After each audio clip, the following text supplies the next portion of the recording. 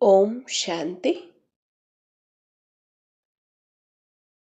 ಬಾಪ್ದಾದ ನಮಗೆ ಮೊದಲಿಂದಲೂ ಸಹ ಹೇಳ್ತಾ ಬರ್ತಿದ್ದಾರೆ, ಸರ್ವರಿಗೂ ಸ್ನೇಹಿಯಾಗಿ, ಸರ್ವರಿಗೂ ಸಹಯೋಗಿಯಾಗಿ ಗೌರವವನ್ನು ಕೊಡಿ ಮತ್ತು ಗೌರವವನ್ನು ತಗೊಳ್ಳಿ.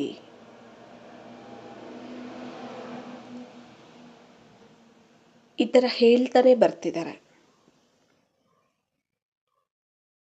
ಮತ್ತು ನಾವು ಪ್ರತಿಯೊಬ್ಬರಿಗೂ ಸಹ ಸ್ನೇಹಿಯಾಗಿರಬೇಕು, ಸಹಯೋಗಿಯಾಗಿರಬೇಕು, ಗೌರವವನ್ನು ಕೊಡಬೇಕು, ಗೌರವವನ್ನು ತಗೊಳ್ಬೇಕು. ನಾವು ಯಾವಾಗ ಸ್ನೇಹಿ ಸಹಯೋಗಿ ಆಗೋದಕ್ಕೆ ಸಾಧ್ಯ ಆಗುತ್ತೆ? ನಮ್ಮ ಒಂದು ಸ್ಮೃತಿ, ಸ್ಥಿತಿ, ದೃಷ್ಟಿ ಇವೆಲ್ಲ ಶ್ರೇಷ್ಠ ಇದ್ದಾಗ ಮಾತ್ರ. ಆ ಶ್ರೇಷ್ಠತೆ ಕೂಡ ಯಾವಾಗ ಬರುತ್ತೆ? ಆತ್ಮಿಕತೆಯಲ್ಲಿ ಬರುತ್ತೆ, ಅಲೌಕಿಕತೆಯಲ್ಲಿ ಬರುತ್ತೆ, ದಿವ್ಯತೆಯಲ್ಲಿ ಬರುತ್ತೆ. ಈಗ ನಾವು ಯಾರನ್ನಾದರೂ ನೋಡಿದಾಗ ಸಾಧಾರಣವಾಗಿ ನಮ್ಮ ಒಂದು ದೃಷ್ಟಿ ಯಾವ ಕಡೆ ಹೋಗುತ್ತೆ? ದೇಹದ ಕಡೆ ಹೋಗುತ್ತೆ. ದೇಹದ ಕಡೆ ಹೋದಾಗ ಅವರ ಒಂದು ಪಾತ್ರ ನಮಗೆ ನೆನಪು ಬರುತ್ತೆ. ಅವರ ಹೆಸರು, ಅವರ ರೂಪ, ಅವರು ಏನು ಮಾಡ್ತಿದ್ದಾರೆ, ಅವ್ರು ಯಾವ ರೀತಿ ಇದ್ದಾರೆ, ಅವ್ರು ಎಂತಹ ಒಂದು ಬಿಹೇವಿಯರ್ ಇದೆ, ಅವ್ರ ಸಂಸ್ಕಾರಗಳು ಹೇಗಿದೆ, ಎಲ್ಲ ನಮಗೆ ನೆನಪು ಬಂದ್ಬಿಡುತ್ತೆ. ಅದಕ್ಕೆ ಬಾಬಾ ಹೇಳ್ತಾರೆ, ದೈಹಿಕ ದೃಷ್ಟಿಯನ್ನು ಇಡಬೇಡಿ, ದೇಹ ಅಂತ ನೋಡಬೇಡಿ, ದೇಹಾಭಿಮಾನದಲ್ಲಿ ಬರಬೇಡಿ ಅಂತ ಹೇಳ್ತಿರ್ತಾರೆ.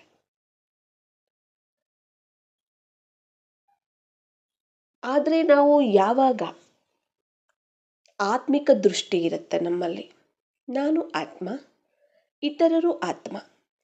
ಯಾಕೆ ಅಂದರೆ ಆತ್ಮದಲ್ಲಿ ಪಾತ್ರ ಇರುತ್ತೆ ನಿಜ, ಆದರೆ ಆ ಪಾತ್ರ ಶರೀರಕ್ಕೆ ಇದೆ, ಆತ್ಮಕ್ಕೆ ಪಾತ್ರ ಇಲ್ಲ. ಈಗ ನೋಡಿ, ಸತ್ಯ ತ್ರೇತಾಯುಗದಲ್ಲಿ ಅಲ್ಲಿಂದ ಸ್ಟಾರ್ಟ್ ಆಗುತ್ತೆ. ಸತ್ಯ ತ್ರೇತಾಯುಗದಿಂದ ಪಾತ್ರ ಸ್ಟಾರ್ಟ್ ಆಗುತ್ತೆ.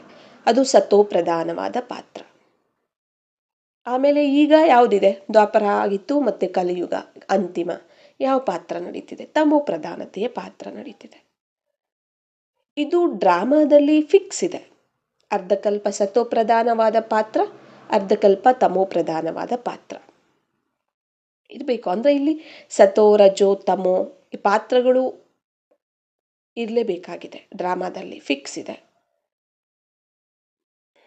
ಆದರೆ ಆತ್ಮ ಪರಂಧಾಮದಲ್ಲಿ ಇದ್ದಾಗ ಹೇಗಿರುತ್ತೆ? ಯಾವುದೇ ಪಾತ್ರ ಮಾಡೋದಿಲ್ಲ, ಪಾತ್ರ ಮರ್ಜಾಗಿರುತ್ತೆ. ಪರಂಧಾಮದಲ್ಲಿದ್ದಾಗ 84 ಜನ್ಮದ ಪಾತ್ರ ನಮ್ಮದು. ಸತ್ಯಯುಗದಿಂದ ಹಿಡಿದು, ಅಂದರೆ ಆದಿಯಿಂದ ಹಿಡಿದು ಅಂತ್ಯದವರೆಗೂ ನಮ್ಮ ಪಾತ್ರ ಏನಿದೆ, 5000 ವರ್ಷಗಳ ಪಾತ್ರ, ಅದು ಆತ್ಮದಲ್ಲಿ ಇರುತ್ತೆ, ಆದರೆ ಮರ್ಜಾಗಿರುತ್ತೆ. ಯಾವಾಗ ನಾವು ಅಂದರೆ ಪರಂಧಾಮದಲ್ಲಿದ್ದಾಗ ಯಾವುದು ಪಾತ್ರದ ಸ್ಮೃತಿ ಇರೋದಿಲ್ಲ, ಬೇರೆ ಯಾವುದೇ ಸಂಕಲ್ಪ ನಡೆಯೋದಿಲ್ಲ. ಕೇವಲ ನಾನು ಆತ್ಮ, ನನ್ನ ಮೂಲ ಸ್ವರೂಪದಲ್ಲಿ ನಾನು ಸ್ಥಿತನಾಗಿರ್ತೀನಿ ಅಷ್ಟೇ, ಎಲ್ಲಿ? ಪರಂಧಾಮದಲ್ಲಿ. ಆದರೆ ಅಲ್ಲಿ ಪಾತ್ರ ಇರೋದಿಲ್ಲ. ಸತ್ಯಯುಗಕ್ಕೆ ನಾವು ಬರ್ತೀವಲ್ಲ ಪರಂಧಾಮದಿಂದ, ಶರೀರವನ್ನು ನಾವು ಧಾರಣೆ ಮಾಡ್ತೀವಿ. ದೇವತೆಗಳ ಶರೀರವನ್ನು ಧಾರಣೆ ಮಾಡ್ತೀವಿ, ಆ ಸ್ವರೂಪವನ್ನು. ಅಲ್ಲಿ ಪಾತ್ರ ಸ್ಟಾರ್ಟ್ ಆಗುತ್ತೆ. ಶರೀರಕ್ಕೆ ಪಾತ್ರ ಇದೆ ಹೊರತು ಆತ್ಮಕ್ಕೆ ಪಾತ್ರ ಇಲ್ಲ. ಈಗ ಶರೀರದಲ್ಲಿ ಬಂದು ಆತ್ಮ ತನ್ನ ಪಾತ್ರವನ್ನು ಅಭಿನಯಿಸುತ್ತೆ. ಆವಾಗಲೇ ನಾವು ಇದು ಒಳ್ಳೆಯದು, ಇದು ಕೆಟ್ಟದ್ದು ಎಲ್ಲವೂ ನಾವು ಗಮನಿಸ್ತೀವಿ. ಆದ್ದರಿಂದ ಈಗ ನಾವು ಬಾಬಾ ಏನು ಹೇಳ್ತಿದ್ದಾರೆ ನಮಗೆ? ನೀವು ಶರೀರ ಅಲ್ಲ, ದೇಹ ಅಲ್ಲ. ಈಗ ನೀವು ಆತ್ಮಗಳು. ನೀವು ಬಿಂದು ಆಗಿದ್ದೀರಾ. ನಿಮ್ಮನ್ನು ನೀವು ಆತ್ಮ ಅಂತ ತಿಳ್ಕೊಳ್ಳಿ. ಇತರರನ್ನು ಆತ್ಮ ಅಂತಲೇ ನೋಡಿ. ನಿಮ್ಮನ್ನು ನೀವು ಆತ್ಮ ಅಂತ, ಸ್ವಯಂವನ್ನು ಆತ್ಮ ಅಂತ ತಿಳಿದು ನಿಶ್ಚಯ ಮಾಡಿಕೊಂಡು ಇತರರನ್ನು ಆತ್ಮ ಅಂತ ನೋಡುವಂಥದ್ದು, ಆತ್ಮ ಅಂತ ತಿಳಿದು ಮಾತಾಡುವಂಥದ್ದು, ಸಂಬಂಧ ಸಂಪರ್ಕದಲ್ಲಿ ಬರುವಂಥದ್ದು, ಇದೆಲ್ಲ ಮಾಡಿ ಅಂತಾರೆ. ಯಾಕೆ? ಆತ್ಮ ನಿಜ ಗುಣ, ನಿಜ ಸಂಸ್ಕಾರ, ನಿಜವಾದ ರೂಪ ಯಾವುದಿದೆ? ಆತ್ಮದ ರೂಪ ಯಾವುದಿದೆ? ಅಲ್ಲ, ಬಾಬಾ ಹೇಳ್ತಾರೆ, ನೀವು ನಕ್ಷತ್ರ ಆಗಿದ್ದೀರಾ, ಸಿತಾರ ಆಗಿದ್ದೀರಾ, ಬಿಂದು ಆಗಿದ್ದೀರಾ, ಜ್ಯೋತಿ ಆಗಿದ್ದೀರಾ ಅಲ್ವಾ? ಅವಿನಾಶಿ ಆತ್ಮ. ಆತ್ಮದ ರೂಪ ಗೊತ್ತಿದೆ. ಆತ್ಮದ ಗುಣಗಳು ಗೊತ್ತಲ್ವ? 7 ಗುಣಗಳಿದ್ದಾವೆ. ಪವಿತ್ರತೆ, ಶಾಂತಿ, ಶಕ್ತಿ, ಜ್ಞಾನ, ಪ್ರೇಮ, ಸುಖ, ಆನಂದ ಅಲ್ವಾ? ಇನ್ನೂ ಇದ್ದಾವೆ ಗುಣಗಳು. ಅಂದರೆ ಮೂಲವಾಗಿ ನಾವು ಈ ಗುಣಗಳನ್ನು ಹೇಳ್ತೀವಿ. ಆತ್ಮದಲ್ಲಿ ಶಕ್ತಿಗಳೂ ಇದ್ದಾವೆ. ಗುಣ ಶಕ್ತಿಗಳಿಂದ ಕೂಡಿರುವಂತಹ ಸಂಸ್ಕಾರಗಳು ಸಹ ದೈವಿ ಸಂಸ್ಕಾರಗಳು. ದಿವ್ಯ ಗುಣ ಇದ್ದಾವೆ, ದಿವ್ಯ ಶಕ್ತಿನೂ ಇದೆ ಆತ್ಮದಲ್ಲಿ, ದಿವ್ಯತೆಯ ಸಂಸ್ಕಾರಗಳು ಇದ್ದಾವೆ. ಮತ್ತೆ ನಾವು ಆತ್ಮವನ್ನು ನೋಡಿದಾಗ ಎಲ್ಲರೂ ಆತ್ಮಗಳು, ನಾನು ಆತ್ಮ, ನಾವೆಲ್ಲ ಒಬ್ಬ ತಂದೆ ಮಕ್ಕಳು, ನಮ್ಮೆಲ್ಲರಿಗೂ ಒಬ್ಬರೇ ತಂದೆ ಆಗಿದ್ದಾರೆ.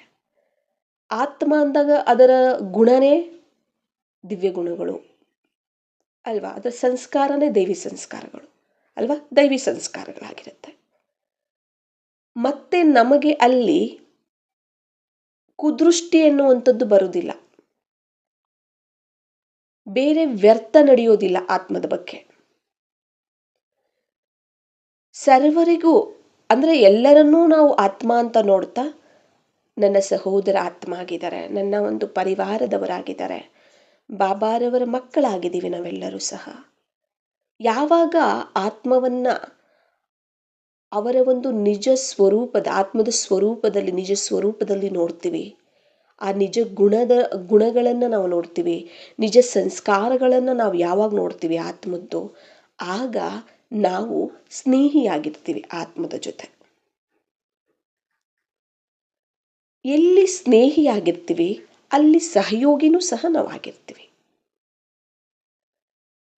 ಮತ್ತೆ ಗೌರವನೂ ಸಹ ನಾವು ಕೊಡ್ತಾ ಹೋಗ್ತೀವಿ ಪ್ರತಿಯೊಬ್ಬರಿಗೂ ಸಹ. ಯಾವಾಗ ನಾನು ಆತ್ಮ ಅನ್ನೋದನ್ನು ಬಿಟ್ಟು ನಾನು ದೇಹದ ಒಂದು ಅಭಿಮಾನದಲ್ಲಿ ಬಂದು ಇತರರನ್ನೂ ದೇಹ ಅಂತ ನೋಡ್ತೀನಿ, ಆಗ ದೇಹಕ್ಕೆ ಪಾತ್ರ, ನಮಗೆ ಕಾಣ್ತಿರುವಂಥ ಪಾತ್ರ, ಯಾಕಂದರೆ ಇದು ಪ್ರಪಂಚ ತಮೋ ಪ್ರಧಾನವಾದಂಥದ್ದು. ಪ್ರತಿಯೊಬ್ಬರ ಕರ್ಮಗಳು ಪತಿತ ಆಗಿದ್ದಾವೆ, ವಿಕರ್ಮಗಳಾಗಿದ್ದಾವೆ. ಒಳ್ಳೆಯದು ಕೆಟ್ಟದ್ದು ಎಲ್ಲ ಮಿಕ್ಸ್ ಆಗಿದೆ. ನಮಗೆ ಜಾಸ್ತಿ ಕಾಣುವುದಂದರೆ ಕೆಟ್ಟದೇ ಕಾಣ್ತಿರುತ್ತೆ. ಅದೇ ನಾವು ನೋಡ್ತಿರ್ತೀವಿ. ನಾವು ಅವ್ರಿಗೆ ಸ್ನೇಹಿ ಆಗೋಕ್ಕಾಗೋದಿಲ್ಲ, ಸಹಯೋಗಿ ಆಗೋಕ್ಕಾಗೋದಿಲ್ಲ, ಗೌರವ ಕೊಡೋಕ್ಕಾಗೋದಿಲ್ಲ. ಅವರ ಸಂಸ್ಕಾರಕ್ಕೆ, ಅವರ ಕರ್ಮಕ್ಕೆ ತಕ್ಕಂತೆ ನಾವು ನಮ್ಮ ಭಾವನೆಯನ್ನು, ನಮ್ಮ ದೃಷ್ಟಿಯನ್ನು ನಾವು ಚೇಂಜ್ ಮಾಡ್ಕೊಳ್ತಾ ಇರ್ತೀವಿ. ಚಂಚಲತೆ ಬರುತ್ತೆ. ಅದಕ್ಕೆ ಬಾಬಾ ಹೇಳ್ತಾರೆ, ನೀವು ದೇಹ ಅಂತ ತಿಳ್ಕೊಬೇಡಿ, ದೇಹ ಅಂತ ನೋಡಬೇಡಿ ಇತರರನ್ನು ಸಹ. ಆತ್ಮ ಅಂತ ತಿಳ್ಕೊಳ್ಳಿ, ಆತ್ಮ ಅಂತಲೇ ನೋಡಿ, ಆತ್ಮದ ಜೊತೆನೇ ವ್ಯವಹಾರ ಮಾಡಿ, ಆತ್ಮದ ಸಂಬಂಧನೇ ಇರಲಿ, ಆತ್ಮದ ಜೊತೆ ಸ್ನೇಹ ಇರಲಿ, ಸೇವಾ ಸಂಬಂಧ ಇರಲಿ, ಅದು ಆತ್ಮಗಳ ಜೊತೆ ಹೇಳ್ತಿರ್ತಾರೆ ಬಾಬಾ. ನಾವು ತಂದೆಗೆ ಸ್ನೇಹಿ. ಫಸ್ಟು ನಾವು ಆಗಬೇಕಾಗಿರುವಂಥದ್ದು ಅವಿನಾಶಿ ತಂದೆಗೆ ಸ್ನೇಹಿ ಆಗಬೇಕು. ಆತ್ಮ ಪರಮಾತ್ಮನ ಜೊತೆ ಸ್ನೇಹಿ ಆಗಿ ಪರಮಾತ್ಮನಿಗೆ ಸಹಯೋಗಿ ಆದಾಗ ಬಾಬಾನೂ ನಮಗೆ ಸ್ನೇಹಿ ಆಗ್ತಾರೆ, ನಮಗೆ ಪ್ರತಿ ಸೆಕೆಂಡು ಸಹಯೋಗಿ ಆಗಿರ್ತಾರೆ. ಹಾಗೆ ಎಲ್ಲರನ್ನೂ ಸಹ ಇವರೆಲ್ಲ ತಂದೆ ಮಕ್ಕಳಾಗಿದ್ದಾರೆ, ನನ್ನ ಸಹೋದರರಾಗಿದ್ದಾರೆ ಅಂತ ನೋಡೋದ್ರಿಂದ ಸ್ನೇಹಿನೂ ಆಗಿರ್ತೀನಿ, ಸಹಯೋಗಿನೂ ಆಗಿರ್ತೀನಿ. ಅವರಿಂದನೂ ನಮಗೆ ಸ್ನೇಹ ಸಿಗುತ್ತೆ, ಸಹಯೋಗನೂ ಸಿಗುತ್ತೆ. ನಾನು ಅವರಿಗೆ ಗೌರವ ಕೊಡ್ತೀನಿ, ಅವರು ನನಗೆ ಗೌರವವನ್ನು ಕೊಡ್ತಾರೆ. ಬಾಬಾ ಹೇಳ್ತಾರೆ, ನೀವು ಪ್ರತಿಯೊಬ್ಬರಿಗೂ ಗೌರವವನ್ನು ಕೊಡಬೇಕು.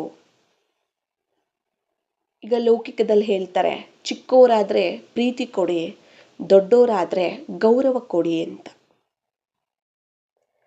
ಆದರೆ ಇಲ್ಲಿ ಬಾಬಾ ಹೇಳ್ತಾರೆ, ಚಿಕ್ಕವರೇ ಇರಲಿ ದೊಡ್ಡವರೇ ಇರಲಿ, ಪ್ರತಿಯೊಬ್ಬರನ್ನ ದೊಡ್ಡೋರು ಅಂತ ತಿಳಿದು ಗೌರವ ಕೊಡಿ ಅಂತ ಹೇಳ್ತಾರೆ ಬಾಬಾ. ಅನಾದಿ ಆತ್ಮ ಅಲ್ವಾ, ಕಲ್ಪದ ಇಂದಿನ ಆತ್ಮಗಳು ನಾವೆಲ್ಲರೂ ಬಾಬಾರವರ ಮಕ್ಕಳು. ಪ್ರತಿಯೊಬ್ಬರಿಗೂ ಸಮಾನವಾದಂತಹ ಗೌರವವನ್ನು ನಾವು ಕೊಡಬೇಕಾಗತ್ತೆ. ಪಾತ್ರನ ನೋಡಿದಾಗ ನಾವು ಗೌರವ ಕೊಡೋಕ್ಕಾಗೋದಿಲ್ಲ, ಆತ್ಮವನ್ನು ನೋಡಿದಾಗ ನಾವು ಗೌರವ ಕೊಡೋಕ್ಕೆ ಸಾಧ್ಯ ಆಗುತ್ತೆ. ಬಾಬಾ ಹೇಳ್ತಾರೆ, ನೀವು ಗೌರವ ಕೊಡಿ ಮತ್ತೆ ಅವರಿಂದ ಗೌರವವನ್ನು ತಗೊಳ್ಳಿ ಅಂತ ಹೇಳ್ತಾರೆ. ನಾವು ಕೇಳಿ ಪಡ್ಕೋಬೇಕಾ ಗೌರವವನ್ನು? ಕೊಡಿ, ಗೌರವ ಕೊಡಿ ಅಂತ ಕೇಳಿ ಪಡ್ಕೋಬೇಕಾ? ಇಲ್ಲ. ಯಾವಾಗ ನಾವು ಗೌರವವನ್ನು ಕೊಡ್ತೀವಿ, ಆತ್ಮಕ್ಕೆ ಆತ್ಮ ಗೌರವ ಕೊಡುವಂತಹದ್ದು. ಆಗ ವಾಪಸ್ ನಮಗೂ ಸಹ ಅವರ ಕಡೆಯಿಂದ ಗೌರವ ಸಿಗುತ್ತೆ.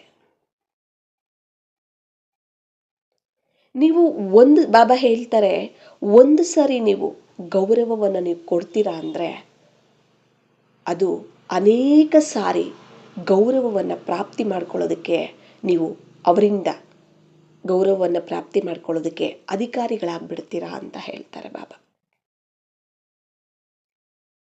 ಅದು ಎಕ್ಸಾಂಪಲ್ಗೆ ಈಗ ನೋಡಿ, ಯಾರಿಗಾದರೂ ನೀವು ಒಂದು ಸಣ್ಣದು ಒಂದು ಎಲ್ಪ್ ಮಾಡಿ, ಯಾರಾದರೂ ಒಂದು ಸ್ವಲ್ಪ ಕಷ್ಟದ ಸಮಯದಲ್ಲಿರ್ತಾರೆ, ಒಂದು ಚಿಕ್ಕದು ಎಲ್ಪ್ ಮಾಡಿ, ಅವ್ರಿಗೆ ಎಷ್ಟು ದೊಡ್ಡದಾಗಿರುತ್ತೆ ಅಂದರೆ ಅದು ಆ ಸಮಯವನ್ನು ಅವ್ರು ಯಾವತ್ತೂ ಮರೆಯೋದಿಲ್ಲ.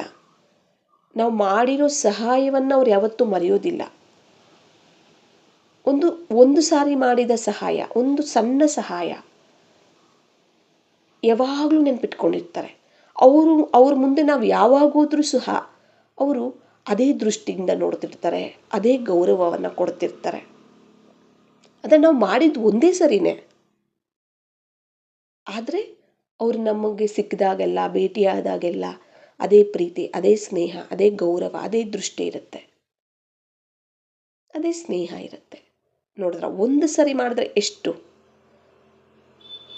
ಹಾಗೇನೆ ನಾವು ಏನೇ ಕೊಟ್ಟರೂ ಅದು ನಮಗೆ ವಾಪಸ್ ಬರುತ್ತೆ ಅಂತ ನಾವು ಹೇಳ್ತಿರ್ತೀವಿ.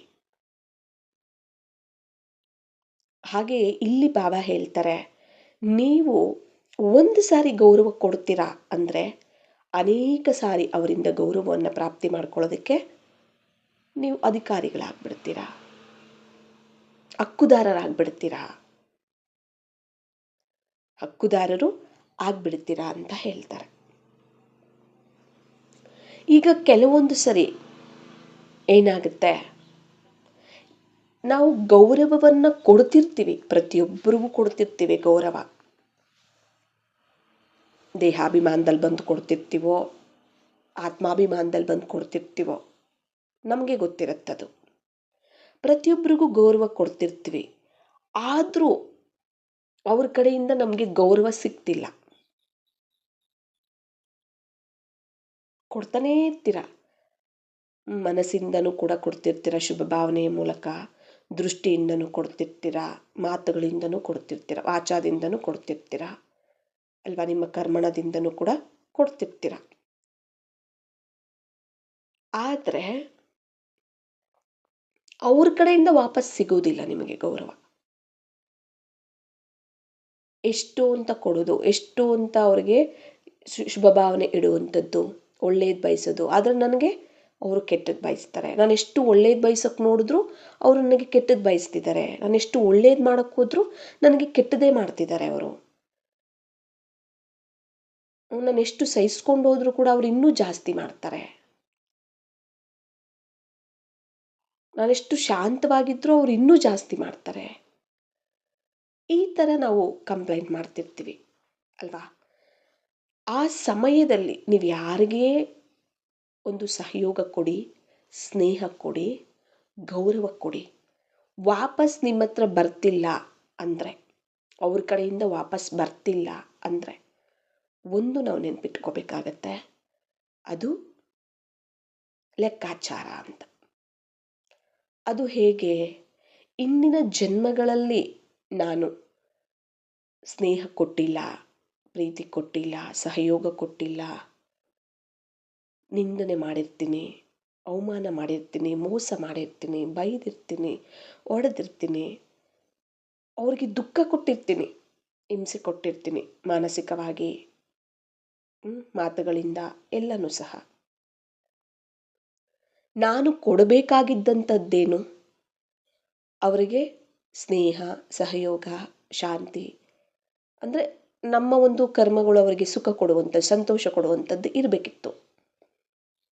ಆದರೆ ನಾನು ಅದು ಕೊಟ್ಟಿಲ್ಲ. ಕೊಟ್ಟಿರೋದೇನು? ಇದು ದುಃಖ, ಅಶಾಂತಿ, ಈ ಥರ ಟೆನ್ಷನ್ನು, ಚಿಂತೆ ಮಾಡೋ ಥರ, ಈ ಥರ ಎಲ್ಲ ಕೊಟ್ಬಿಟ್ಟಿರ್ತೀವಿ, ಅವಮಾನ, ನಿಂದನೆಗಳು ಎಲ್ಲ.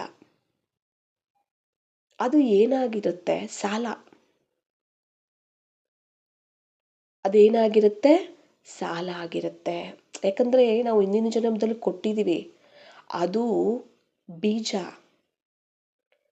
ಕೊಟ್ಟು ಬೀಜ ಹಾಕಿದ್ದೀವಿ ನಾವು, ಅದು ವೃಕ್ಷವಾಗಿ ಬೆಳೆದು ನಮಗೆ ಫಲ ಕೊಡುವಂತಹದ್ದೇ ಅವರು ಬಂದು ನಮಗೆ ರಿಟರ್ನ್ ಕೊಡ್ತಿರ್ತಾರೆ.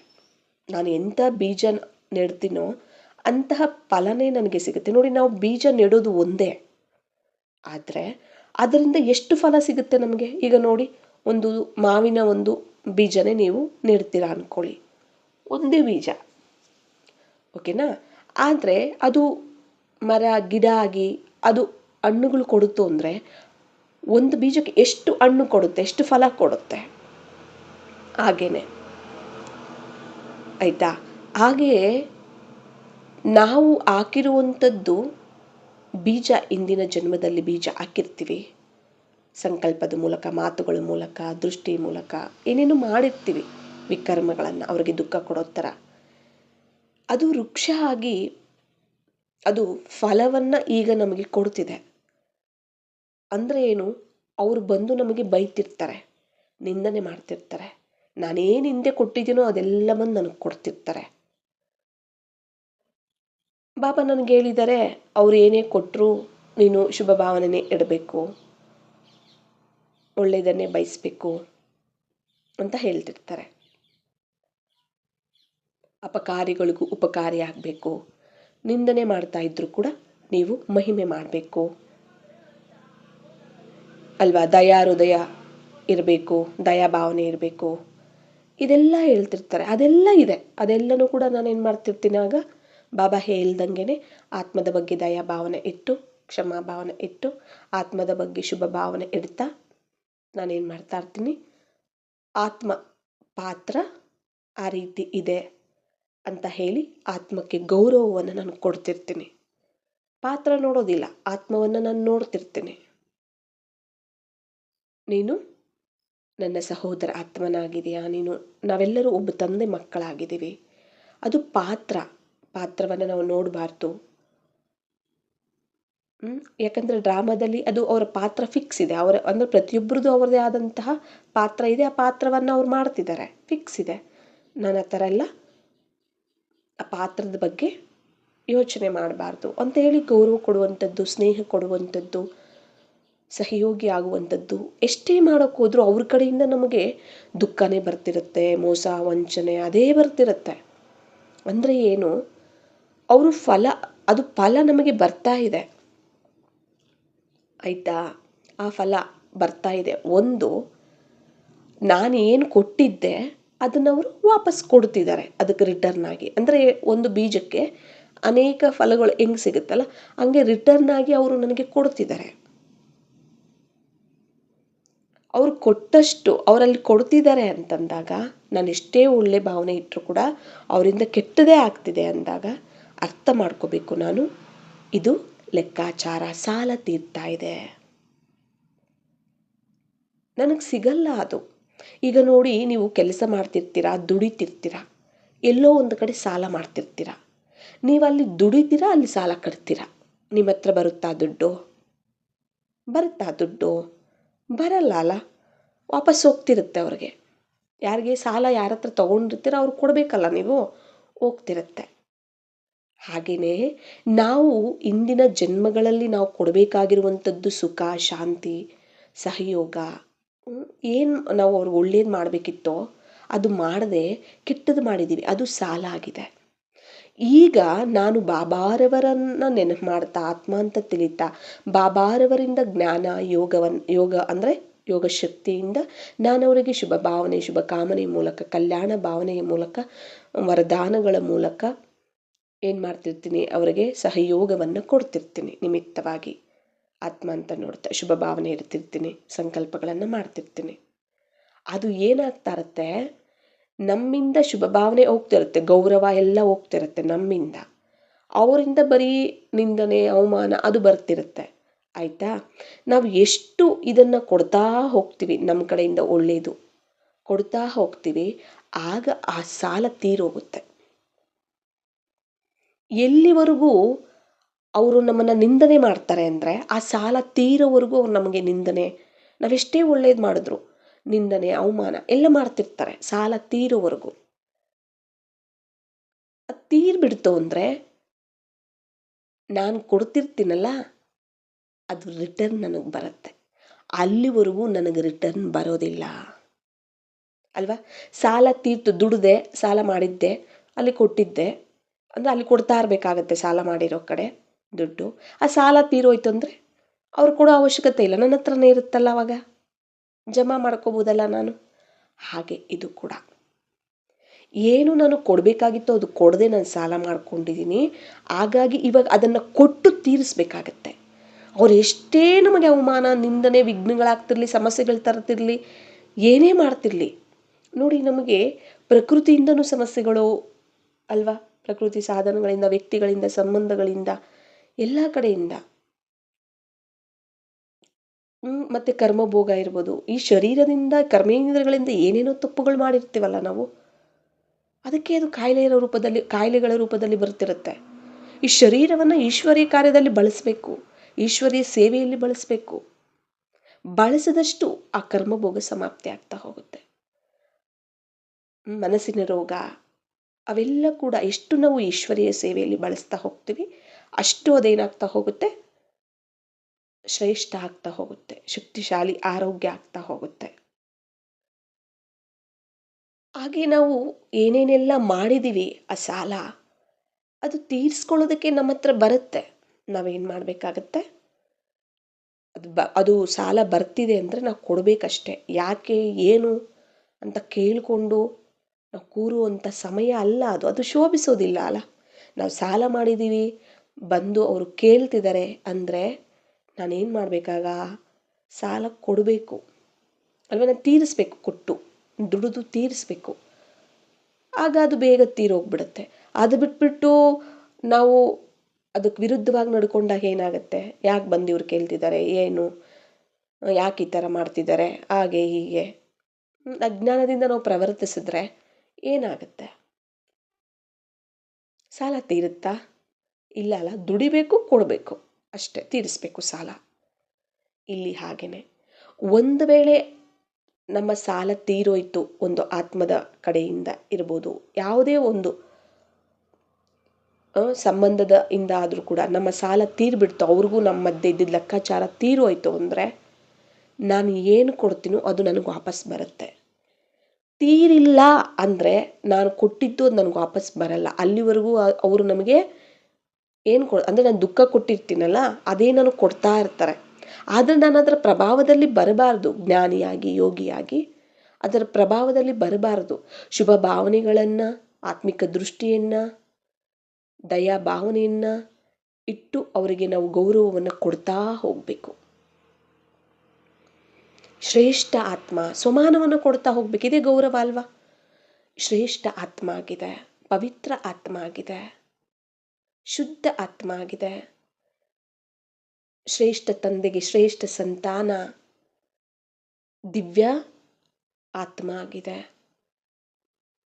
ಆತ್ಮದ ಮೂಲ ಗುಣಗಳನ್ನು, ಸಂಸ್ಕಾರಗಳನ್ನು ನೋಡುವಂಥದ್ದು, ಅದು ಸಾಲದೇ ಇರುವಂಥದ್ದು. ಅವರಿಗೆ ಯಾವ ಶಕ್ತಿ ಬೇಕೋ ಆ ಸಮಯದಲ್ಲಿ ಸಹನೆ, ಶಾಂತಿ, ಪ್ರೀತಿ, ಸ್ನೇಹ ಅವೆಲ್ಲನೂ ಸಹ ನಾವು ಆತ್ಮಿಕವಾಗಿ ಬಾಬಾರವರಿಂದ ತಗೊಂಡು ನಾವು ಅವರಿಗೆ ಕೊಡ್ತಾ ಹೋಗಬೇಕಾಗತ್ತೆ. ಸ್ನೇಹದಿಂದ ಸಹಯೋಗಿ ಆಗಬೇಕಾಗತ್ತೆ. ಆಗ ಅದು ಬೇಗ ತೀರ್ಬಿಡುತ್ತೆ. ನಾವೇನು ಮಾಡಿಬಿಡ್ತೀವಿ, ಎಷ್ಟು ಒಳ್ಳೇದು ಮಾಡಿದ್ರು ಅವರಿಂದ ನನಗೆ ಕೆಟ್ಟದೇ ಆಗ್ತಾ ಇದೆ, ಯಾಕೆ ಒಳ್ಳೇದು ಮಾಡಬೇಕು ಅಂತ ಸ್ಟಾಪ್ ಮಾಡಿಬಿಡ್ತೀವಿ. ಸ್ಟಾಪ್ ಮಾಡಬಾರ್ದು. ಇದನ್ನು ನಾವು ನೆನ್ಪಿಟ್ಕೋಬೇಕು.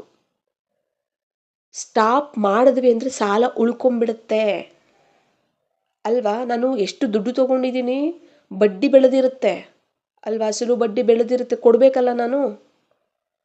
ಮತ್ತೆ ನಾನು ಸ್ಟಾಪ್ ಮಾಡಿಬಿಟ್ಟೆ ಅಂತಂದರೆ ಅದು ಉಳ್ಕೊಂಬಿಡುತ್ತೆ. ಮತ್ತೆ ಯಾವತ್ತಿದ್ರೂ ತೀರಿಸ್ಲೇಬೇಕಲ್ಲ ನಾನು, ಯಾವತ್ತಿದ್ರೂ ತೀರಿಸ್ಲೇಬೇಕು ಸಾಲ. ಅದಕ್ಕೆ ಏನು ಮಾಡಬೇಕು, ಸ್ಟಾಪ್ ಮಾಡಬಾರ್ದು. ಅವ್ರ ಕಡೆಯಿಂದ ನಮಗೆ ದುಃಖ ಬರ್ತಿದೆಯಾ, ಇನ್ನೂ ಹಿಂಸೆ ಜಾಸ್ತಿ ಆಗ್ತಿದೆಯಾ, ನಾವು ಸ್ಟಾಪ್ ಮಾಡಬಾರ್ದು. ಅವ್ರಿಗೆ ಆತ್ಮಿಕ ದೃಷ್ಟಿ, ಆತ್ಮಿಕ ಸ್ನೇಹ, ಆತ್ಮಿಕವಾಗಿ ಆ ಸೇವಾ ಸಂಬಂಧದಲ್ಲಿ ಬರ್ತಾ ಕಲ್ಯಾಣ ಭಾವನೆಯಿಂದ, ದಯಾ ಭಾವನೆಯಿಂದ ನಾವು ಅವ್ರಿಗೆ ಏನು ಮಾಡಬೇಕಾಗತ್ತೆ, ಶಕ್ತಿಗಳನ್ನು, ಗುಣಗಳನ್ನು ಸಹಯೋಗಿಯಾಗಿ ಕೊಡ್ತಾ ಹೋಗಬೇಕಾಗತ್ತೆ. ಸ್ಟಾಪ್ ಮಾಡಬಾರ್ದು. ಈ ಕರ್ಮಗಳ ಗುಹ್ಯ ಗತಿ ನಾವು ಚೆನ್ನಾಗಿ ಅರ್ಥ ಮಾಡ್ಕೊಂಡ್ಬಿಟ್ವಿ ಅಂದರೆ ಯಾವುದು ನಮಗೆ ಸಮಸ್ಯೆ ಅಂತ ಅನಿಸೋದಿಲ್ಲ. ಆಯ್ತಾ. ಅದನ್ನೇ ಈಗ ನಾವು ನೋಡಿ, ಕೆಲವರಿಗೆ ಎಷ್ಟೋ ಮಂದಿಗೆ ನಾವು ಪ್ರೀತಿ ಸ್ನೇಹ ಕೊಟ್ಟರೆ ಅವರು ನಮಗಾಗೆ ಪ್ರೀತಿ ಸ್ನೇಹ ಕೊಡ್ತಿರ್ತಾರೆ ಅಲ್ವಾ, ರಿಟರ್ನ್ ನಮಗೆ ಸಿಗ್ತಿರತ್ತೆ. ಕೆಲವರಿಗೆ ನಾವು ಎಷ್ಟು ಕೊಟ್ಟರೂ ಅವ್ರ ಕಡೆಯಿಂದ ನಮಗೆ ರಿಟರ್ನ್ ಸಿಗೋದಿಲ್ಲ. ಆವಾಗಲೇ ನಾವು ಅರ್ಥ ಮಾಡ್ಕೋಬೇಕಾಗಿರೋದು ಇದು ಲೆಕ್ಕಾಚಾರ ಅಂತ. ಮತ್ತೆ ನೋಡಿ, ಈಗ ನಾನು ಯಾರಿಗೇ ಆದರೂ ಕೂಡ ಬಾಬಾ ಹೇಳ್ತಾರೆ, ನೀವು ಗೌರವವನ್ನು ಕೊಟ್ಟು ಗೌರವವನ್ನು ತಗೊಳ್ಳಿ. ಎಲ್ಲರಿಗೂ ನಾವು ಏನು ಮಾಡ್ತಿರ್ತೀವಿ, ಆತ್ಮಿಕ ಗೌರವವನ್ನು ಕೊಡ್ತಿರ್ತೀವಿ, ಸ್ವಮಾನವನ್ನು ಕೊಡ್ತಿರ್ತೀವಿ ಎಲ್ಲರಿಗೂ. ಎಂಥ ಆತ್ಮ ಇದು, ಎಂಥ ಶ್ರೇಷ್ಠ ಆತ್ಮ ಇದು, ಭಾಗ್ಯಶಾಲಿ ಆತ್ಮ ಇದು, ಬಾಬಾರವರ ಮಗು ಇದು ಅಲ್ವಾ, ಇವರಾಗಿದ್ದಾರೆ ಅಂತ ಹೇಳಿ ನಾವು ಅವ್ರಿಗೆ ಸದಾ ಗೌರವವನ್ನು ಕೊಡ್ತಿರ್ತೀವಿ. ಅವರು ನಮಗೆ ವಾಪಸ್ ಕೊಡ್ತಿರ್ತಾರೆ ಅಂದರೆ ನಮಗೆ ಅವ್ರಿಗೆ ಲೆಕ್ಕಾಚಾರ ಇಲ್ಲ ಅಂತ ಅರ್ಥ. ನಾವು ಬಾಬಾ ಹೇಳ್ತಾರೆ, ನೀವು ಯಾರಿಗಾದ್ರೂ ಗೌರವ ಕೊಡ್ತೀರಾ ಅಂದರೆ ತಗೊಳ್ಳೋದಕ್ಕೆ ನೀವು ಕೊಡೋದು ಅಂತ ಹೇಳ್ತಾರೆ ಬಾಬಾ. ಏನು ಹೇಳ್ತಿದ್ದಾರೆ, ನೀವು ಯಾರಿಗಾದ್ರೂ ಗೌರವ ಕೊಡ್ತೀರಾ ಅಂದರೆ ಗೌರವವನ್ನು ತಗೊಳ್ಳೋದಕ್ಕೆ ನೀವು ಕೊಡೋದು ಅಂತ. ಯಾಕಂದರೆ ನಾವು ಏನೇ ಮಾಡಿದ್ರು, ಏನೇ ಕೊಟ್ಟರು ಅದು ನಮ್ಗೆ ರಿಟರ್ನ್ ಬರುತ್ತೆ. ಅದು ಒಳ್ಳೇದಿರಲಿ, ಕೆಟ್ಟದಿರಲಿ, ಗೌರವ ಇರಲಿ, ಅಗೌರವ ಇರಲಿ, ಏನೇ ಇರಲಿ, ಅದು ನನಗೆ ರಿಟರ್ನ್ ಬರುತ್ತೆ. ಯಾಕೆ ಅಂದರೆ ಕೊಟ್ಟು ತಗೊಳ್ಳೋವಂಥದ್ದು ಲೆಕ್ಕಾಚಾರ. ಇದು ಕರ್ಮಕ್ಷೇತ್ರ, ಇದು ನಮಗೆ ಬೇಕು, ಇಲ್ಲಿ ನಮಗೆ ಅದು ಇದ್ದೇ ಇರುತ್ತೆ. ಬಾಬಾ ಒಬ್ಬರೇ ರಿಟರ್ನ್ ತಗೊಳ್ಳಲ್ಲ ಏನೂ. ಯಾಕಂದರೆ ಬಾಬಾ ಪಾತ್ರನೂ ಮಾಡಲ್ಲ, ಶರೀರನೂ ಇಲ್ಲ. ನಮ್ಮ ಥರ ಜನನ ಮರಣ ಚಕ್ರದಲ್ಲಿ ಬರೋದಿಲ್ಲ. ಅವ್ರು ಯಾವುದೇ ರಾಜ್ಯಭಾರ ಪದವಿಯನ್ನು ತಗೊಳ್ಳುವಂಥದ್ದು ಇದ್ಯಾವುದೂ ಇಲ್ಲ ಬಾಬಾರವ್ರಿಗೆ. ನಮಗೆ ಬೇಕಾಗಿರುವಂಥದ್ದು ಅವೆಲ್ಲ ನಾವೇ ಸಂಪಾದನೆ ಮಾಡ್ಕೋಬೇಕಾಗಿರೋದು. ಬಾಬಾರವ್ರಿಗೇನು ಸಂಪಾದನೆ ಮಾಡ್ಕೊಳ್ಳೋಕೆ ಅವಶ್ಯಕತೆ ಇಲ್ಲ. ಯಾಕಂದರೆ ಅವ್ರು ಸಾಗರ, ಆಲ್ರೆಡಿ ಎಲ್ಲ ಫುಲ್, ಅವರು ಸಾಗರ ಆಗಿಬಿಟ್ಟಿದ್ದಾರೆ. ಯಾವ ಕೊರತೆನೇ ಇಲ್ಲ, ಎಲ್ಲ ಇದೆ ಅವ್ರ ಹತ್ರ. ಇಲ್ಲದೆ ಇರೋದು ನಮಗೇನೆ. ಆದರೆ ನಾವು ಕೊಡೋದ್ರಿಂದನೇ ತಗೊಳ್ಳೋದಿದೆ, ನಾವು ಕೊಡೋದ್ರಲ್ಲೇ ತಗೊಳ್ಳೋದಿರುತ್ತೆ. ಹಾಗಾಗಿ ನಾವು ಕೊಡಬೇಕು. ಅದಕ್ಕೆ ನೀವೇನು ಕೊಡ್ತೀರಾ ಅದನ್ನು ವಾಪಸ್ ತಗೊಳ್ಳೋಕ್ಕೆ ನೀವು ಕೊಡೋದು. ಹಾಗಾಗಿ ನಾನು ಅಂದರೆ ದುಃಖ ಕೊಟ್ಟೆ, ಮತ್ತು ಅದನ್ನ ವಾಪಸ್ಸು ತಗೊಳ್ತಿದ್ದೀನಿ. ನಾನೀಗ ಏನು ಮಾಡಬೇಕು, ಸುಖ ಕೊಡಬೇಕು. ಓಕೆನಾ. ಮತ್ತು ನಾನೀಗ ಗೌರವ ಕೊಡ್ತಿದ್ದೀನಿ, ಪ್ರೀತಿ ಸ್ನೇಹ ಎಲ್ಲನೂ ಕೊಡ್ತಿದ್ದೀನಿ, ಹಾಗೆ ಅವರು ರಿಟರ್ನ್ ನನಗೆ ಕೊಡ್ತಾರೆ. ಆಗ ಅರ್ಥ ಮಾಡ್ಕೋಬೇಕು, ನಮ್ಮ ಮಧ್ಯೆ ಯಾವುದೇ ಲೆಕ್ಕಾಚಾರ ಇಲ್ಲ ಅಂತ. ಯಾವುದೇ ಲೆಕ್ಕಾಚಾರ ಇಲ್ಲ, ಇಂದಿನದ್ದು ಯಾವುದೂ ಇಲ್ಲ. ಯಾಕಂದರೆ ನಾನು ಕೊಟ್ಟಿದ್ದನ್ನೇ ಅವ್ರು ವಾಪಸ್ ಕೊಡ್ತಿದ್ದಾರೆ ನನಗೆ. ಯಾಕೆ ವಾಪಸ್ ಕೊಡ್ತಾರೆ ಅಂತ ಅಂದರೆ, ಈಗ ನೋಡಿ, ಬಾಬಾರವರ ಹತ್ರನೇ ಎಲ್ಲನೂ ಸಹ ಇರುವಂಥದ್ದು. ಗುಣ, ಶಕ್ತಿ, ಶಾಂತಿ, ಪ್ರೀತಿ ಎಲ್ಲನೂ ಸಹ ಸಂಪನ್ನ ಆಗಿರುವಂಥದ್ದು, ಸಾಗರದ ರೀತಿ ಇರುವಂಥದ್ದು ಬಾಬಾರವರೊಬ್ಬರಲ್ಲೇ. ಮತ್ತು ಆತ್ಮಗಳೆಲ್ಲ ಖಾಲಿ, ಅವ್ರ ಹತ್ರ ಏನೂ ಇಲ್ಲ, ಈಗ ಖಾಲಿ ಮಾಡ್ಕೊಂಡಿದ್ದಾರೆ. ಮತ್ತು ಹೇಗೆ ಕೊಡೋಕ್ಕೆ ಸಾಧ್ಯ ಹೇಳಿ ಅವ್ರು ನಮಗೆ? ನನಗೆ ಸ್ನೇಹ ಬೇಕು ಕೊಡಿ ಅಂದರೆ ಕೊಡಲ್ಲ ಅವರು. ನಾನು ಹಿಂದೆ ಒಂದು ವೇಳೆ ಕೊಟ್ಟಿದ್ದೀನಿ ಅಂದರೆ ಅದು ಇರುತ್ತೆ, ಆ ಲೆಕ್ಕಾಚಾರ ತೀರಿಸ್ಕೊಳಕ್ಕಾದ್ರೂ ಬಂದು ಕೊಡ್ತಾರೆ ಅವರು. ನಾನು ಹಿಂದೆ ಕೊಟ್ಟಿಲ್ಲ ಅಂತಂದರೆ ಅವರು ಕೊಡೋಕ್ಕಾಗೋದಿಲ್ಲ. ಮತ್ತು ಎಲ್ಲರೂ ನಾವು ಗುಣ ಶಕ್ತಿಗಳ ಒಂದು ಬಿಕಾರಿಗಳೇ ಆಗಿದ್ದೀವಿ. ಸ್ನೇಹ, ಪ್ರೀತಿ, ಶಾಂತಿ, ಪ್ರತಿಯೊಂದು ಆತ್ಮರು ಬಿಕಾರಿಗಳೇ ನಾವು. ಶಾಂತಿಗೋಸ್ಕರ ಎಷ್ಟು ಹೋರಾಡ್ತೀವಿ, ಅಲೆದಾಡ್ತೀವಿ. ಪ್ರೀತಿ ಸ್ನೇಹಕ್ಕೋಸ್ಕರ ಯಾರಾದರೂ ಒಂದು ಸ್ವಲ್ಪ ನಮ್ಮನ್ನು ಬೈದು ಬಿಟ್ಟರೆ, ನೋಡ್ದ ನನ್ನ ನಂತರ ಪ್ರೀತಿಯಿಂದ ಮಾತಾಡಿಲ್ವಲ್ಲ ಅಂತ ಬೇಜಾರು ಮಾಡ್ಕೊಬಿಡ್ತೀವಿ. ಯಾಕೆ? ಪ್ರೀತಿಯನ್ನು ಬೇಡ್ತಿದ್ದೀವಿ ನಾವು. ನೋಡ್ದ ನನ್ನನ್ನು ಕಂಡ್ರೆ ಅವರು ಈ ರೀತಿ ಮಾತಾಡ್ತಾರೆ, ಆ ರೀತಿ ಮಾಡಿ, ನನ್ನ ಕಂಡ್ರೆ ಆಗೋದೇ ಇಲ್ಲ ಅವ್ರಿಗೆ, ನಾನಂದರೆ ಇಷ್ಟನೇ ಇಲ್ಲ ಅವ್ರಿಗೆ ಅಲ್ವಾ? ನಾವು ಈ ಥರ ನಾವು ಬೇಡ್ತಿರ್ತೀವಿ. ಬಿಕಾರಗಳೇ ನಾವು ಎಲ್ಲರೂ. ಮತ್ತು ಎಲ್ಲರಲ್ಲೂ ಖಾಲಿ ಇದೆ ಗುಣಗಳು ಅಲ್ವಾ, ಶಕ್ತಿ. ಮತ್ತೆ ನೀವು ಅವ್ರನ್ನ ಕೊಡು ಅಂದರೆ, ನೀವು ಕೊಡದೆ ಅವ್ರನ್ನ ಕೊಡು ಅಂದರೆ ಕೊಡೋಕ್ಕಾಗಲ್ಲ. ಅದು ಕೊಟ್ಟೇ ತಗೊಳ್ಬೇಕು. ಯಾಕೆ ಅಂದರೆ, ನಾನು ಕೊಟ್ಟನ ಪ್ರೀತಿ, ಸ್ನೇಹ, ಗೌರವ, ದಯಾಭಾವನೆಯಿಂದ, ಕಲ್ಯಾಣ ಭಾವನೆಯಿಂದ ಯಾವ ಗುಣ ಕೊಟ್ಟೆ, ಯಾವ ಶಕ್ತಿ ಕೊಟ್ಟೆ, ಯಾವ ವರದಾನ ಕೊಟ್ಟೆ, ವಾಪಸ್ಸು ನಮಗದು ಕೊಡ್ತಾರೆ. ಯಾಕಂದರೆ ನಾನು ಕೊಟ್ಟೆ, ಮತ್ತೆ ಅವ್ರ ಹತ್ರ ಅದು ಇರುತ್ತೆ, ಅದನ್ನೇ ನಮಗೇನು ಮಾಡ್ತಾರೆ, ತಿರುಗಿ ವಾಪಸ್ ಕೊಡ್ತಾರೆ. ಅರ್ಥ ಆಯ್ತಲ್ಲ? ನಾನು ಕೊಟ್ಟಿಲ್ಲ ಅಂದರೆ ಅವ್ರು ಕೊಡಬೇಕು ಅಂತ ನಾನು ಎಕ್ಸ್ಪೆಕ್ಟ್ ಮಾಡಬಾರ್ದು.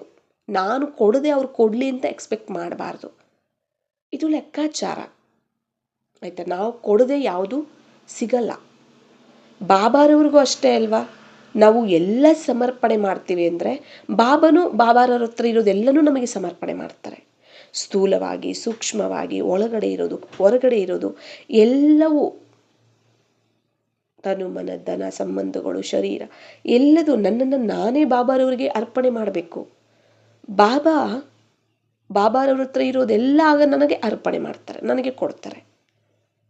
ಮತ್ತು ಆತ್ಮಗಳ ಜೊತೆನೂ ಅದೇನೆ, ನಾನು ಕೊಟ್ಟರೆ ಅವರು ನನಗೆ ಕೊಡೋದು. ನಾನು ಸ್ನೇಹ ಕೊಡಲ್ಲ, ಪ್ರೀತಿ ಕೊಡಲ್ಲ, ನಾನು ಮಾತ್ರ ಬಯಸ್ತಾ ಇರ್ತೀನಿ ಅವ್ರ ಕಡೆಯಿಂದ. ಅವ್ರು ನನಗೆ ಪ್ರೀತಿ ಕೊಡಬೇಕು, ಚೆನ್ನಾಗಿ ಪ್ರೀತಿಯಿಂದ ಮಾತಾಡಬೇಕು ಅವ್ರು ನನ್ನ ಜೊತೆ. ಅವ್ರು ನನ್ನ ಜೊತೆ ಹೇಗೆ ಮಾತಾಡಬೇಕು? ಪ್ರೀತಿ ಸ್ನೇಹದಿಂದ ಮಾತಾಡಬೇಕು. ನಾನು ಎಕ್ಸ್ಪೆಕ್ಟ್ ಮಾಡ್ತಿರ್ತೀನಿ, ನಂಗೆ ಗೌರವ ಕೊಡಬೇಕು ಅವರು, ನಂಗೆ ಮರ್ಯಾದೆ ಕೊಡಬೇಕು ಅವರು, ನಂಗೆ ಬೆಲೆ ಕೊಡಬೇಕು ಅವರು, ನನ್ನ ಹೊಗಳ್ಬೇಕು ಅವರು. ಇದೆಲ್ಲ ಎಕ್ಸ್ಪೆಕ್ಟೇಷನ್ಸ್ ನಾವು ಇಟ್ಕೋತೀವಿ. ಆದರೆ ನಾವು ಮಾತ್ರ ಕೊಡೋದಿಲ್ಲ. ಮತ್ತು ಅವ್ರು ಹೇಗೆ ಕೊಡೋದು? ಅವ್ರ ಹತ್ರ ಏನಾದರೂ ಇದೆಯಾ ಕೊಡೋಕ್ಕೆ? ಅವರೇ ಖಾಲಿ ಇದ್ದಾರೆ ಪಾಪ. ಅದಕ್ಕೆ ಕೊಟ್ಟು ತಗೊಳ್ಬೇಕಾಗತ್ತೆ. ನಾವು ಕೊಟ್ರೇ ಅವರದನ್ನು ತಗೊಂಡು ಅನುಭವ ಮಾಡಿಕೊಂಡು ಅದನ್ನು ನಮಗೆ ವಾಪಸ್ ಕೊಡ್ತಾರೆ. ಆಗ ನಮ್ಮಲ್ಲೂ ಅದು ತುಂಬುತ್ತೆ, ಅವರಲ್ಲೂ ಸಹ ಅದು ತುಂಬುತ್ತೆ. ಆ ಸಂಸ್ಕಾರ ಹೀಗೇನೆ ನಾವು ವೃದ್ಧಿ ಮಾಡ್ಕೊಳಕ್ಕೆ ಸಾಧ್ಯ, ಧಾರಣೆ ಮಾಡ್ಕೊಳಕ್ಕೆ ಸಾಧ್ಯ. ಬಾಬಾ ಹೇಳ್ತಾರೆ, ನೀವು ಕೊಡೋದ್ರಲ್ಲೇ ತಗೊಳ್ಳೋದಿದೆ ಅಂತ. ನೀವು ಕೊಡೋದ್ರಲ್ಲೇ ತಗೊಳ್ಳೋದಿದೆ. ಯಾಕೆಂದರೆ ನಾವು ಅವರಿಗೆ ಕೊಡ್ತೀವಿ, ಅವರೇನು ಬಾಯಿಂದ ನಮಗೆ ಕೊಡಬೇಕಾಗಿಲ್ಲ. ಈಗ ನಾವು ಯಾರಿಗಾದ್ರೂ ಮನಸ್ಸಿಂದ, ದೃಷ್ಟಿಯಿಂದ, ಮಾತಿಂದ ಅವರಿಗೆ ನಾವು ಗೌರವ, ಪ್ರೀತಿ, ಸ್ನೇಹ, ಸಹಯೋಗ ಎಲ್ಲ ರೀತಿಯಲ್ಲೂ ನಾವು ಅವರಿಗೆ ಸಹಯೋಗಿ ಆಗಿದ್ದೀವಿ ಅಂದ್ಕೊಳ್ಳಿ, ಎಲ್ಲನೂ ಒಳ್ಳೆಯದೇ ಮಾಡ್ತಿದ್ದೀವಿ ಅಂದ್ಕೊಳ್ಳಿ. ಅವರೇನು ನಮಗೆ ಸ್ಥೂಲವಾಗೇ ಬಂದು ಕೊಡಬೇಕು ಅಂತ ಏನಿಲ್ಲ. ನಾನು ಕೊಟ್ಟೆ ಅಂತಂದರೆ ಅವರು ಮನಸ್ಸಲ್ಲಿ ಆ ಸ್ನೇಹವನ್ನು, ಆ ಪ್ರೀತಿಯನ್ನು, ಆ ದಯೆಯನ್ನು ನಾವೇನು ಕೊಟ್ಟಿರ್ತೀವಲ್ಲ ಅದನ್ನು ಅನುಭವ ಮಾಡಿಕೊಂಡ್ರು ಅಂದ್ರೇ ಸಾಕು. ಖುಷಿಪಟ್ಟರು, ಸಂತೋಷಪಟ್ಟರು ಅಂದ್ರೇ ಸಾಕು, ಅದು ನನಗೆ ವಾಪಸ್ ಬಂದಿರುತ್ತೆ. ಕೆಲವೊಂದು ನಾವು ಮಾತಿಂದ ಕೊಡ್ತೀವಿ, ಅವರು ಮಾತಿಂದನೇ ವಾಪಸ್ ಕೊಡ್ತಾರೆ. ಕೆಲವೊಂದು ಸರಿ ಕೊಡದೆ ಇರ್ಬೋದು ಮಾತಿಂದ, ಅದು ಮನಸ್ಸಲ್ಲಿ ಅವ್ರಿಗೆ ಇರುತ್ತೆ. ಓಕೆನಾ? ಬಾಯಲ್ಲಿ ಹೇಳಿಲ್ಲ ಅಂದರು, ವ್ಯಕ್ತಪಡಿಸಿಲ್ಲ ಅಂದರೂ ಕೂಡ. ಹಾಗೆ ಅವರು ಬಾಯಲ್ಲಿ ಬಂದು ಡೈರೆಕ್ಟಾಗಿ ಬಂದು ನಮ್ಮನ್ನು ಹೊಗಳ್ಬೇಕು, ಗೌರವ ಕೊಡಬೇಕು ಆ ಥರ ಅಲ್ಲ. ನಾವು ಕೊಡೋದ್ರಲ್ಲೇ ತಗೊಳ್ಳೋದಿರುತ್ತೆ. ಅದು ಫಸ್ಟು ನಾನು ಕೊಡ್ತಿದ್ದೀನಿ ಅಂದರೆ ಅದು ನನ್ನ ಖಾತೆಯಲ್ಲಿ ಜಮಾ ಆಗುತ್ತೆ, ನನ್ನ ಖಾತೆಯಲ್ಲಿ ಜಮಾ ಆಗಿಯೇ ಅವ್ರಿಗೆ ಹೋಗುತ್ತೆ. ಅವರು ಅದನ್ನು ಅನುಭವ ಮಾಡಿಕೊಂಡು ಏನು ಮಾಡ್ತಾರೆ, ಅದನ್ನು ವಾಪಸ್ ಕೊಡ್ತಾರೆ. ಯಾವಾಗ ನಮಗೂ ಅವ್ರಿಗೂ ಹಿಂದಿನದು ಯಾವುದು ಲೆಕ್ಕಾಚಾರ ಇಲ್ಲ ಅಂದಾಗ. ಲೆಕ್ಕಾಚಾರ ಇದ್ದಾಗ ಅವ್ರು ಕೊಡೋದೇ ಬೇರೆ ಆಗಿರುತ್ತೆ. ನಾವು ಒಳ್ಳೆಯದೇ ಮಾಡಿದ್ರು ಅವ್ರು ಕೆಟ್ಟದೇ ಮಾಡ್ತಿರ್ತಾರೆ. ಅದು ಎಲ್ಲಿವರೆಗೂ ಆ ಲೆಕ್ಕಾಚಾರ ತೀರೋವರೆಗೂ ಅದೇ ಕೊಡ್ತಾರೆ. ತೀರಬೇಕಲ್ಲ, ಅದಕ್ಕೋಸ್ಕರ ತೀರಿಸ್ಬೇಕು. ನಾನು ಸ್ಟಾಪ್ ಮಾಡಬಾರ್ದು. ಅದು ತೀರೋಯ್ತಾ ಆಗ ನಮ್ಮ ಸಂಬಂಧ ಚೆನ್ನಾಗಾಗ್ಬಿಡುತ್ತೆ. ಆಗ ಅವರಿಂದ ನಮಗೆ ಸಿಗ್ತಾನೆ ಇರುತ್ತೆ. ನಾವು ಏನು ಮಾಡಿಬಿಡ್ತೀವಿ, ಈ ಒಂದು ಕರ್ಮಗಳ ಗುಹ್ಯಗತಿ ನಾವು ಅರ್ಥ ಮಾಡ್ಕೊಳ್ಳೋದಿಲ್ಲ. ಅವ್ರು ಹಾಗೆ ಮಾಡಿದ್ರು ಹೀಗೆ ಮಾಡಿದ್ರು ಅಂತ ಹೇಳಿ ಬದುಕಿರೋವರೆಗೂ ಕೂಡ, ಅಂದರೆ ಸಾಯೋವರೆಗೂ ಕೂಡ ದ್ವೇಷ ಸಾಧಿಸ್ತಾ, ಅದನ್ನೇ ನೆನಪು ಮಾಡ್ಕೊಳ್ತಾ, ಅವರನ್ನು ಅದೇ ದೃಷ್ಟಿಯಲ್ಲಿ ನೋಡ್ತಾ ಮುಂದಿನ ಜನ್ಮಕ್ಕೂ ಕೂಡ ತಗೊಂಡೋಗ್ಬಿಡ್ತೀವಿ ನಾವು. ಮುಂದಿನ ಜನ್ಮಕ್ಕೂ ತಗೊಂಡೋಗ್ಬಿಡ್ತೀವಿ ನಾವು. ಇಲ್ಲೇನೆ ನಾವು ಆಯ್ತಾ. ಅದಕ್ಕೆ ಬಾಬಾ ಹೇಳ್ತಾರೆ, ನಡೆದಿದ್ದು ನಡೆದೋಯ್ತು, ಪಾಸ್ಟ್ ಈಸ್ ಪಾಸ್ಟು, ಬಿಂದು ಇಟ್ಬಿಡಿ, ಮುಂದೆ ಹೋಗಿ. ಅದು ಬಿಂದು ಯಾವಾಗ ಇಡಕ್ಕಾಗತ್ತೆ? ಬಿಂದು ಸ್ಮೃತಿ ಸ್ಥಿತಿಯಲ್ಲಿ ಬಂದು, ಬಿಂದು ತಂದೆ ಸ್ಮೃತಿಯಲ್ಲಿ ಬರ್ತಾ ಡ್ರಾಮಾದ ಪ್ರತಿಯೊಂದು ಪಾತ್ರವನ್ನು ನೋಡ್ತಾ ಪ್ರತಿಯೊಬ್ಬರ ಪಾತ್ರದ ದೃಶ್ಯವನ್ನು ನೋಡ್ತಾ, ಅದು ಪ್ರಕೃತಿದೇ ಇರಲಿ, ಅದು ಆತ್ಮಗಳದೇ ಇರಲಿ, ಅದು ಯಾವುದೇ ಇರಲಿ, ನೋಡ್ತಾ ಫುಲ್ ಸ್ಟಾಪ್, ಬಿಂದು ಇಡಬೇಕು. ಬಿಂದು ಆಗಿ ಬಿಂದು ತಂದೆಯ ಸ್ಮೃತಿಯಲ್ಲಿ ಇರ್ತಾ ಬಿಂದು ಇಡಬೇಕು. ಡ್ರಾಮಾದ ಪ್ರತಿಯೊಂದು ಪಾತ್ರದ ದೃಶ್ಯಕ್ಕೂ ಕೂಡ ಏನು ಮಾಡಬೇಕಾಗತ್ತೆ, ನಾವು ಬಿಂದು ಇಡಬೇಕಾಗತ್ತೆ. ಮನಸ ವಾಚ ಕರ್ಮಣ ಏನೇ ನಮಗೆ ಕಾಣಲಿ, ನಾವು ಬಿಂದು ಇಡಬೇಕಾಗತ್ತೆ. ಡ್ರಾಮಾ ಜ್ಞಾನ ನಾವು ತಿಳ್ಕೊಂಡಿದ್ದೀವಿ ಅಂದರೆ ಅಲ್ಲಿ ಏನಾಗುತ್ತೆ, ಸಾಕ್ಷಿತನ ಬರುತ್ತೆ. ಸಾಕ್ಷಿ ಆಗಿರ್ತೀವಿ. ಸಾಕ್ಷಿದೃಷ್ಟ ಸ್ಥಿತಿ ಎನ್ನುವಂಥದ್ದು ಇರುತ್ತೆ. ಯಾಕೆ ಅಂದರೆ ಇದು ಡ್ರಾಮಾ ಅಂತಂದಾಗ ಇದ್ರಲ್ಲಿ ನಮಗೆ ಗೊತ್ತಾಗ್ಬಿಡುತ್ತೆ ಅಲ್ವಾ, ಪಾತ್ರಗಳಿದ್ದಾವೆ. ಅದರಲ್ಲೂ ಪಾತ್ರಗಳೇನು, ನಮ್ಮ ಕರ್ಮಗಳ ಮೂಲಕ ತಯಾರಾಗಿರುವಂಥದ್ದು ಅಲ್ವಾ. ಅದು ನಾನು ಏನು ಕೊಟ್ಟಿದ್ದೀನಿ ಅದು ನನಗೆ ಅವರು ವಾಪಸ್ ಕೊಡ್ತಾರೆ, ಇದೆಲ್ಲ ಅರ್ಥ ಆಗ್ಬಿಡುತ್ತೆ ನೀಟಾಗಿ. ಡ್ರಾಮಾದಲ್ಲಿ ಕರ್ಮಗಳ ಗುಹ್ಯಗತಿ ಇದು ಅರ್ಥ ಆಗಿಬಿಟ್ಟಾಗ ನಾವೇನು ಮಾಡ್ಬೋದು, ಪ್ರತಿಯೊಬ್ಬರಿಗೂ ನಾವು ಕೊಡೋಕ್ಕೆ ಸಾಧ್ಯ ಆಗುತ್ತೆ. ಅರ್ಥ ಮಾಡ್ಕೊಳ್ಳದೆ ಇದ್ದಾಗ ಸರಿಯಾಗಿ ಏನಾಗ್ಬಿಡುತ್ತೆ, ಅವ್ರು ಅಂತಿದ್ದಾರೆ. ಯಾಕೆ ಅಂತಿದ್ದಾರೆ ಬಾಬಾ ಅದಕ್ಕೆ ಹೇಳ್ತಾರೆ, ತ್ರಿಕಾಲದರ್ಶಿಯಾಗಿ. ಈಗ ಅವರಿಂದ ಏನೋ ಒಂದು ನಮಗೆ ಘಟನೆ ನಡೀತಿರುತ್ತೆ, ಏನೋ ಒಂದು ಪರಿಸ್ಥಿತಿ ಬಂದಿರುತ್ತೆ ಯಾವುದೋ ಒಂದು ವ್ಯಕ್ತಿಯಿಂದ. ಯಾಕೆ ಬಂತು, ಹಿಂದೆ ನಾನೇನು ಕೊಟ್ಟಿದ್ದೀನಿ, ಅದರ ಆ ಒಂದು ಪರಿಸ್ಥಿತಿ ಆದಿಗೋಗಿ ಯಾಕೆ ಬಂತು, ಹಿಂದೆ ನಾನೇನು ಕೊಟ್ಟಿದ್ದೀನಿ. ಈಗ ವರ್ತಮಾನ ಇದೇ ಮಧ್ಯ ಆಗಿರುತ್ತೆ. ಆ ಒಂದು ಪರಿಸ್ಥಿತಿ, ಆ ಒಂದು ವಿಷಯದ ಮಧ್ಯ. ಅದನ್ನು ನಾವೇನು ಮಾಡಬೇಕು, ಇವಾಗ ನಾನು ಯಾವ ರೀತಿ ನಡ್ಕೋಬೇಕು, ಅದೇ ಭವಿಷ್ಯತ್ತಾಗಿರುತ್ತೆ, ಅಂತ್ಯ ಆಗಿರುತ್ತೆ. ಅದಕ್ಕೆ ತ್ರಿನೇತ್ರಿಯಾಗಿ ತ್ರಿಕಾಲದರ್ಶಿಯಾಗಿ ಪ್ರತಿಯೊಂದು ಕರ್ಮವನ್ನು ಮಾಡಿ ಸಂಕಲ್ಪವನ್ನು ಮಾಡಿ ಅಂತ ಹೇಳ್ತಾರೆ ಬಾಬಾ. ಸುಮ್ಮನೆ ಹೇಳೋದಿಲ್ಲ. ಅರ್ಥ ಆಗ್ತಿದೆಯಲ್ಲ. ಅದರಿಂದ ನಾವೇನು ಮಾಡ್ತೀವಿ, ಇದು ನಮಗೆ ಗೊತ್ತಿರೋದಿಲ್ಲಲ್ಲ. ಅವ್ರು ಹಾಗಂದ್ರು ಹೀಗಂದ್ರು, ಇಷ್ಟು ನಿಂದನೆ ಮಾಡಿದ್ರು, ಬೇಜಾರು ಮಾಡ್ಕೊಂಬಿಡೋದು, ಅಳುವಂಥದ್ದು, ಇತರಿಗೋಗಿ ಹೇಳುವಂಥದ್ದು, ವರ್ಣಿಸುವಂಥದ್ದು, ಇದೇ ನಾವು ಮಾಡ್ತಿರ್ತೀವಿ. ಇದನ್ನೇ ನಾವು ಮಾಡ್ತಿರ್ತೀವಿ. ಮತ್ತು ಅದು ಎಲ್ಲಿ ಸಮಾಪ್ತಿ ಆಗುತ್ತೆ ಹೇಳಿ, ಇನ್ನೂ ಜಾಸ್ತಿ ಮಾಡ್ಕೋತಾ ಇದ್ದೀವಿ. ಇಂದಿನ ಜನ್ಮದ ಲೆಕ್ಕಾಚಾರದ ಜೊತೆಗೆ ಈ ಜನ್ಮದ್ದು ಆ್ಯಡ್ ಆಗ್ತಾ ಇರುತ್ತೆ, ಸೇರ್ತಾ ಇರುತ್ತೆ. ಮತ್ತು ನಾವು ಸಾಲ ತೀರಿಸೋದಿಲ್ಲಿ, ಸಾಲ ಇನ್ನೂ ಜಾಸ್ತಿ ಆಗ್ತಾ ಇದೆ. ಅದಕ್ಕೆ ಒಂದು ವ್ಯಕ್ತಿಯಿಂದ, ನಿಮ್ಮ ಲೌಕಿಕ ಸಂಬಂಧಿಕರ ಕಡೆಯಿಂದ ಬರುತ್ತಾ, ಇಲ್ಲ ಬ್ರಾಹ್ಮಣ ಪರಿವಾರದ ಕಡೆಯಿಂದ ಬರುತ್ತಾ, ಯಾವ ಕಡೆಯಿಂದ ಬಂದರೂ ಕೂಡ, ಇದು ನಾನೇನು ಮಾಡಿದ್ದೀನಿ ಹಿಂದೆ, ಅದು ಬಂದಿದೆ ಏನಕ್ಕೆ, ಸಮಾಪ್ತಿ ಆಗೋದಕ್ಕೆ. ಇದು ಸಾಲ ತೀರಿಸ್ಕೊಂಡು ಹೋಗಕ್ಕೆ ಬಂದಿದೆ. ನಾನು ಅದಕ್ಕೆ ಕೊಡಬೇಕಾಗಿರೋದೇನು, ಅದು ಕೊಡಬೇಕು. ಈಗ ನಾನು ಸಾಲ ತೀರಿಸ್ಬೇಕು, ಅದ್ರ ಕಡೆ ಗಮನ ಇರಬೇಕು. ಸಾಲ ತೀರ್ಬಿಡ್ತು ಅಂದರೆ ಯಾವುದು ಭಾರ ಇರಲ್ಲ ನಮಗೂ ಅವ್ರಿಗೂ ಮಧ್ಯೆ ಯಾವುದೇ ಆ ಸಾಲದ ಒಂದು ಲೆಕ್ಕಾಚಾರ ಇರಲ್ಲ, ತೀರೋಗ್ಬಿಡುತ್ತೆ. ಈಗ ನೋಡಿ, ನಾವು ಲೌಕಿಕದಲ್ಲೇ ಆಗಲಿ ಯಾರ ಜೊತೆಲಾದರೂ ನಾವು ಸಾಲ ಮಾಡಿದ್ದೀವಿ ಅಂದರೆ ಎಲ್ಲಿವರೆಗೂ ಬಂದು ಪೀಡಿಸ್ತಾರೆ ಅವರು, ನಾವು ತೀರಿಸೋವರೆಗೂ ಪೀಡಿಸ್ತಾರೆ, ಎಲ್ಲೋದ್ರೂ ಬಿಡಲ್ಲ ಅವರು. ಯಾವಾಗ ಕೊಡ್ತೀಯ ಅಂತ ಫೋನ್ ಮಾಡಿ ಕೇಳೋದು, ಮನೆ ಹತ್ರ ಬರೋದು, ಅವ್ರಿಗೆ ಹೇಳಿ ಕಳಿಸೋದು, ಇವ್ರಿಗೆ ಹೇಳಿ ಕಳಿಸೋದು ಎಲ್ಲ ನೋಡಿರ್ತೀವಲ್ಲ ನಾವು. ಅದು ತೀರ್ಬಿಡ್ತು ಅಂದರೆ ಅವ್ರು ಆ ಥರ ನಮ್ಗೆ ಹಿಂಸೆನೇ ಕೊಡೋದಿಲ್ಲ. ಎಲ್ಲನ ಸಿಕ್ಕಿದ್ರು ಕೂಡ ಖುಷಿಯಿಂದ ಮಾತಾಡ್ತಾರೆ, ಹೇಗಿದ್ದೀರಾ, ಏನು ಮಾಡ್ತಿದ್ದೀರಾ ಅಲ್ವಾ. ಅಲ್ಲಿ ಸ್ನೇಹ ಸಂಬಂಧ, ಆ ಸ್ನೇಹ ಬೆಳೆಯುತ್ತಲ್ಲಿ ಅವಾಗ. ಅದೇ ರೀತಿಯೇ ಇಲ್ಲೂ ಸಹ. ಆದ್ದರಿಂದ ನಾವು ಯಾವಾಗ ಈ ಒಂದು ಸಂಸ್ಕಾರವನ್ನು, ಈ ಒಂದು ವಿಷಯಗಳನ್ನು ನಾವು ಧಾರಣೆ ಮಾಡ್ಕೋತೀವಿ, ಸಂಪೂರ್ಣತೆ ಈಸಿ ಆಗಿಬಿಡುತ್ತೆ ನಮಗೆ. ಸಂಪೂರ್ಣತೆಯಲ್ಲಿ ಬಂದ್ಬಿಡ್ತೀವಿ, ಸಂಪೂರ್ಣರಾಗ್ಬಿಡ್ತೀವಿ ಅಂತ ಹೇಳ್ತಾರೆ ಬಾಬಾ. ಯಾವುದೂ ಅಷ್ಟೇ, ಏನೇ ನಾವು ನೋಡಿದ್ರು ಅದನ್ನು ಸಂಕಲ್ಪ ಮಾಡಿ ಪದೇ ಪದೇ ಅದರ ಬಗ್ಗೆ ನಾವು ಯೋಚನೆ ಮಾಡಬಾರ್ದು, ಅದರ ಬಗ್ಗೆ ವರ್ಣನೆ ಮಾಡಬಾರ್ದು, ಚಿಂತೆ ಮಾಡಬಾರ್ದು. ಡ್ರಾಮಾ ಜ್ಞಾನವನ್ನು ಅದಕ್ಕೆ ಸಂಪೂರ್ಣವಾಗಿ ಅರ್ಥ ಮಾಡ್ಕೋಬೇಕಾಗತ್ತೆ ನಾವು. ಬಾಬಾ ಹೇಳ್ತಾರೆ, ಈಗ ನಡೆದಿರುವಂಥ ಈ ಒಂದು ಡ್ರಾಮಾದಲ್ಲಿ ಈಗ ಏನೇ ನಡೆದ್ರು ಈ ಕ್ಷಣ ಏನಾದರೂ ಒಂದು ನಡೆಯುತ್ತೆ ಅಂದ್ಕೊಳ್ಳಿ, ಅದನ್ನು ರಿಪೀಟ್ ಮಾಡೋದಕ್ಕೆ ಅದಕ್ಕೆ ಒಂದು ಕಲ್ಪ ಬೇಕು. ನೆಕ್ಸ್ಟ್ 5,000 ವರ್ಷಕ್ಕೇ ಅದು ರಿಪೀಟ್ ಆಗೋದು. ಏನು ಡ್ರಾಮಾ ರಚನೆ, ಆ ರಚನೆ ಏನು ಮಾಡುತ್ತೆ, ಅದನ್ನು ರಿಪೀಟ್ ಮಾಡೋದಕ್ಕೆ 5,000 ವರ್ಷ ತಗೊಳುತ್ತೆ, ನೆಕ್ಸ್ಟ್ ಕಲ್ಪಕ್ಕೇನೆ. ಆದರೆ ನಾವೇನು ಮಾಡ್ತೀವಿ, ರಚಯಿತರಾಗಿರುವಂಥವರು ಪದೇ ಪದೇ ಪದೇ ರಿಪೀಟ್ ಮಾಡ್ತಾ ಇರ್ತೀವಿ. ಡ್ರಾಮಾನೇ 5,000 ವರ್ಷ ತಗೊಳುತ್ತೆ ಅದನ್ನ ರಿಪೀಟ್ ಮಾಡೋಕ್ಕೆ ಅಂದರೆ ನಾವೇನು ಮಾಡಿಬಿಡ್ತೀವಿ, ಪದೇ ಪದೇ ಪದೇ ಪದೇ ಅದನ್ನೇ ಯೋಚನೆ ಮಾಡುವಂಥದ್ದು, ಅದ್ರ ಬಗ್ಗೆ ಸಂಕಲ್ಪ ಮಾಡುವಂಥದ್ದು, ಇತರರಿಗೆ ಹೇಳುವಂಥದ್ದು, ಅದ್ರ ಬಗ್ಗೆ ನೆನೆಸ್ಕೊಂಡು ದುಃಖ ಪಡೋದು, ಅಳೋದು, ಚಿಂತೆ ಮಾಡೋದು, ಟೆನ್ಷನ್ ಮಾಡ್ಕೊಳ್ಳೋದು, ಭಯ ಪಡೋದು, ಇದರಲ್ಲಿ ಬಂದುಬಿಡ್ತೀವಿ.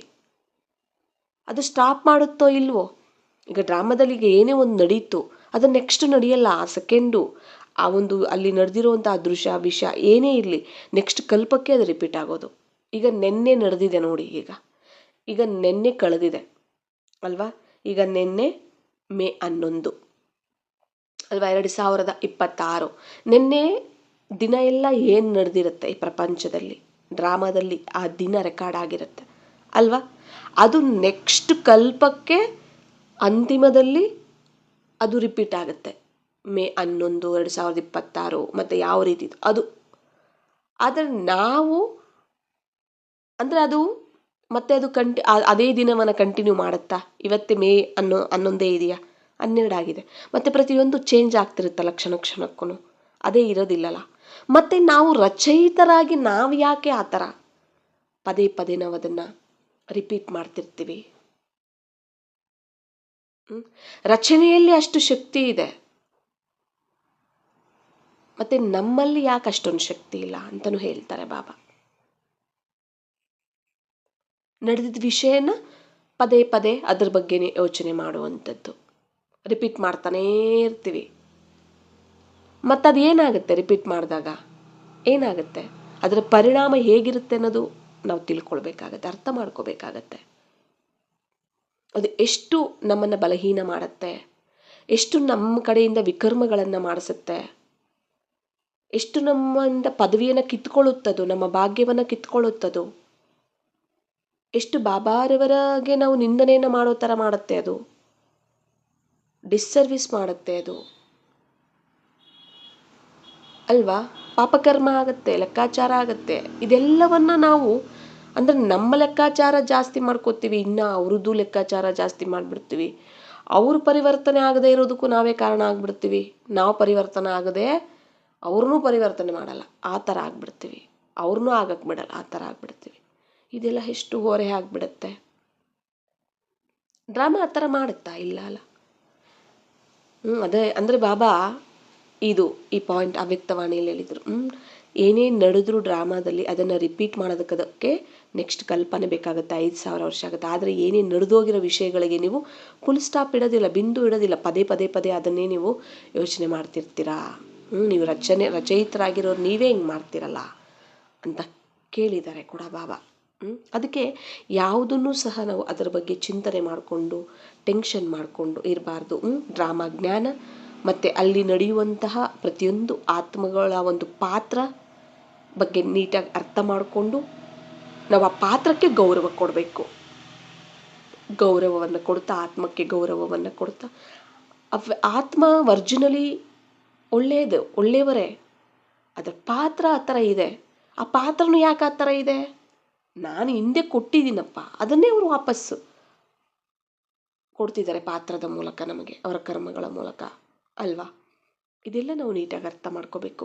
ಈಗ ನಾನೇನು ಕೊಡಬೇಕು ಅದ್ರ ಕಡೆ ನಾನು ಗಮನ ಕೊಡಬೇಕು. ತಗೊಳ್ಳೋದ್ರ ಬಗ್ಗೆ ಯೋಚನೆ ಮಾಡಬಾರ್ದು. ತಗೊಳ್ಳೋದ್ರ ಬಗ್ಗೆ ಅಲ್ಲ, ಕೊಡೋದ್ರ ಬಗ್ಗೆ ಯೋಚನೆ ಮಾಡಬೇಕು. ಯಾಕೆ ಅಂದರೆ ಕೊಡೋದ್ರಲ್ಲೇ ತಗೊಳ್ಳೋದಿರತ್ತೆ.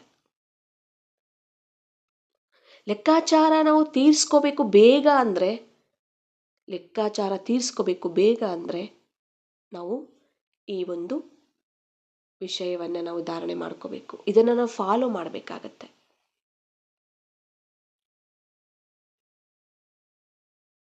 ಅರ್ಥ ಮಾಡ್ಕೊಬಿಡ್ಬೇಕು.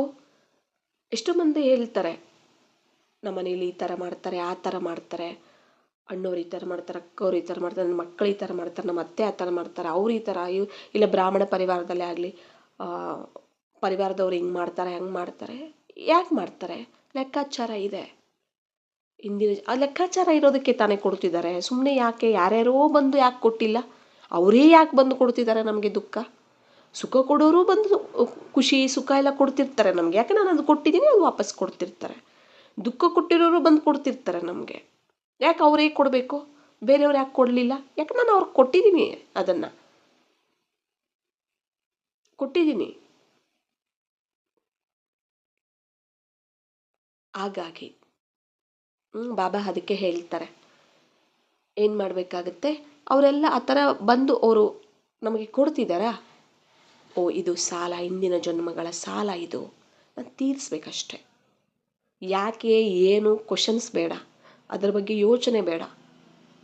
ಅವರು ಏನೇ ಮಾಡ್ತಿದ್ರು ಅದಕ್ಕೆ ಬಿಂದು ಇಟ್ಟು ಅವ್ರಿಗೆ ಶುಭ ಭಾವನೆಯನ್ನು ಕೊಡ್ತಾ ಹೋಗುವಂಥದ್ದು. ಆತ್ಮಿಕ ದೃಷ್ಟಿಯಿಂದ, ಕಲ್ಯಾಣ ಭಾವನೆಯಿಂದ. ಗುಣ ಶಕ್ತಿ ಏನು ಕೊರತೆ ಇದೆ? ಆತ್ಮ ಅಜ್ಞಾನದಲ್ಲಿದೆ, ವಶ ಆಗಿದೆ. ದಯಾ ಭಾವನೆ ಇಡಿ.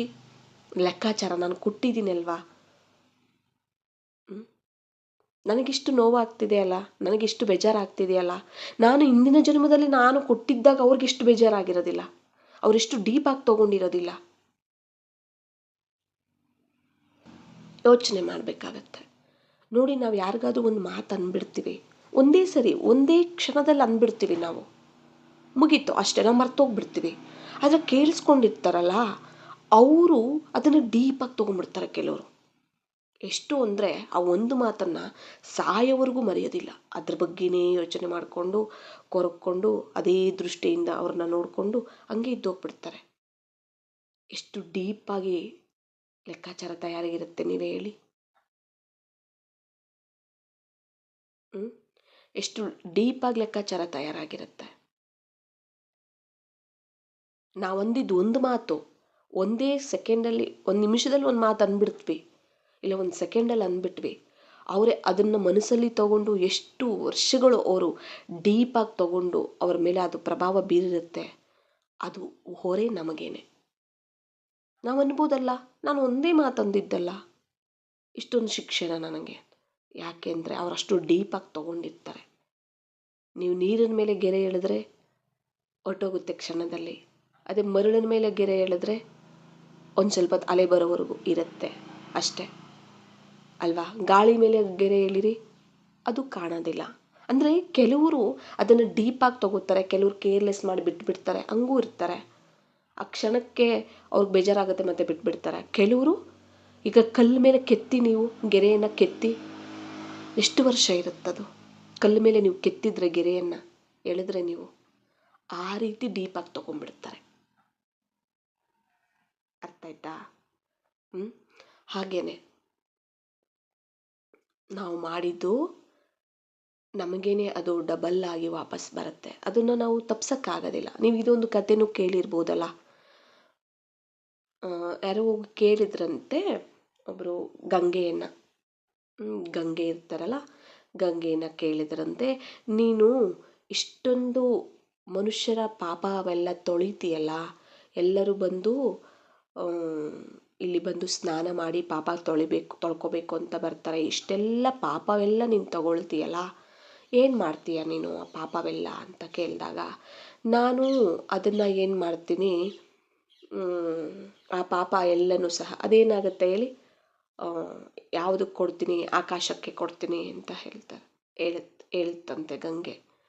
ಮತ್ತು ಗಂಗೆ ಮತ್ತು ಆಕಾಶದ ಹತ್ರ ಹೋಗಿ ಕೇಳಿದಾಗ ಏನಾಗುತ್ತೆ, ಆಕಾಶದ ಹತ್ರ ಹೋಗಿ ಕೇಳುತ್ತಂತೆ, ಮತ್ತು ನೀನು ಆ ಪಾಪಗಳನ್ನೆಲ್ಲ ತಗೊಳ್ತೀಯಲ್ಲ, ಮತ್ತು ನೀನೇನು ಮಾಡ್ತೀಯ ಅಂತ.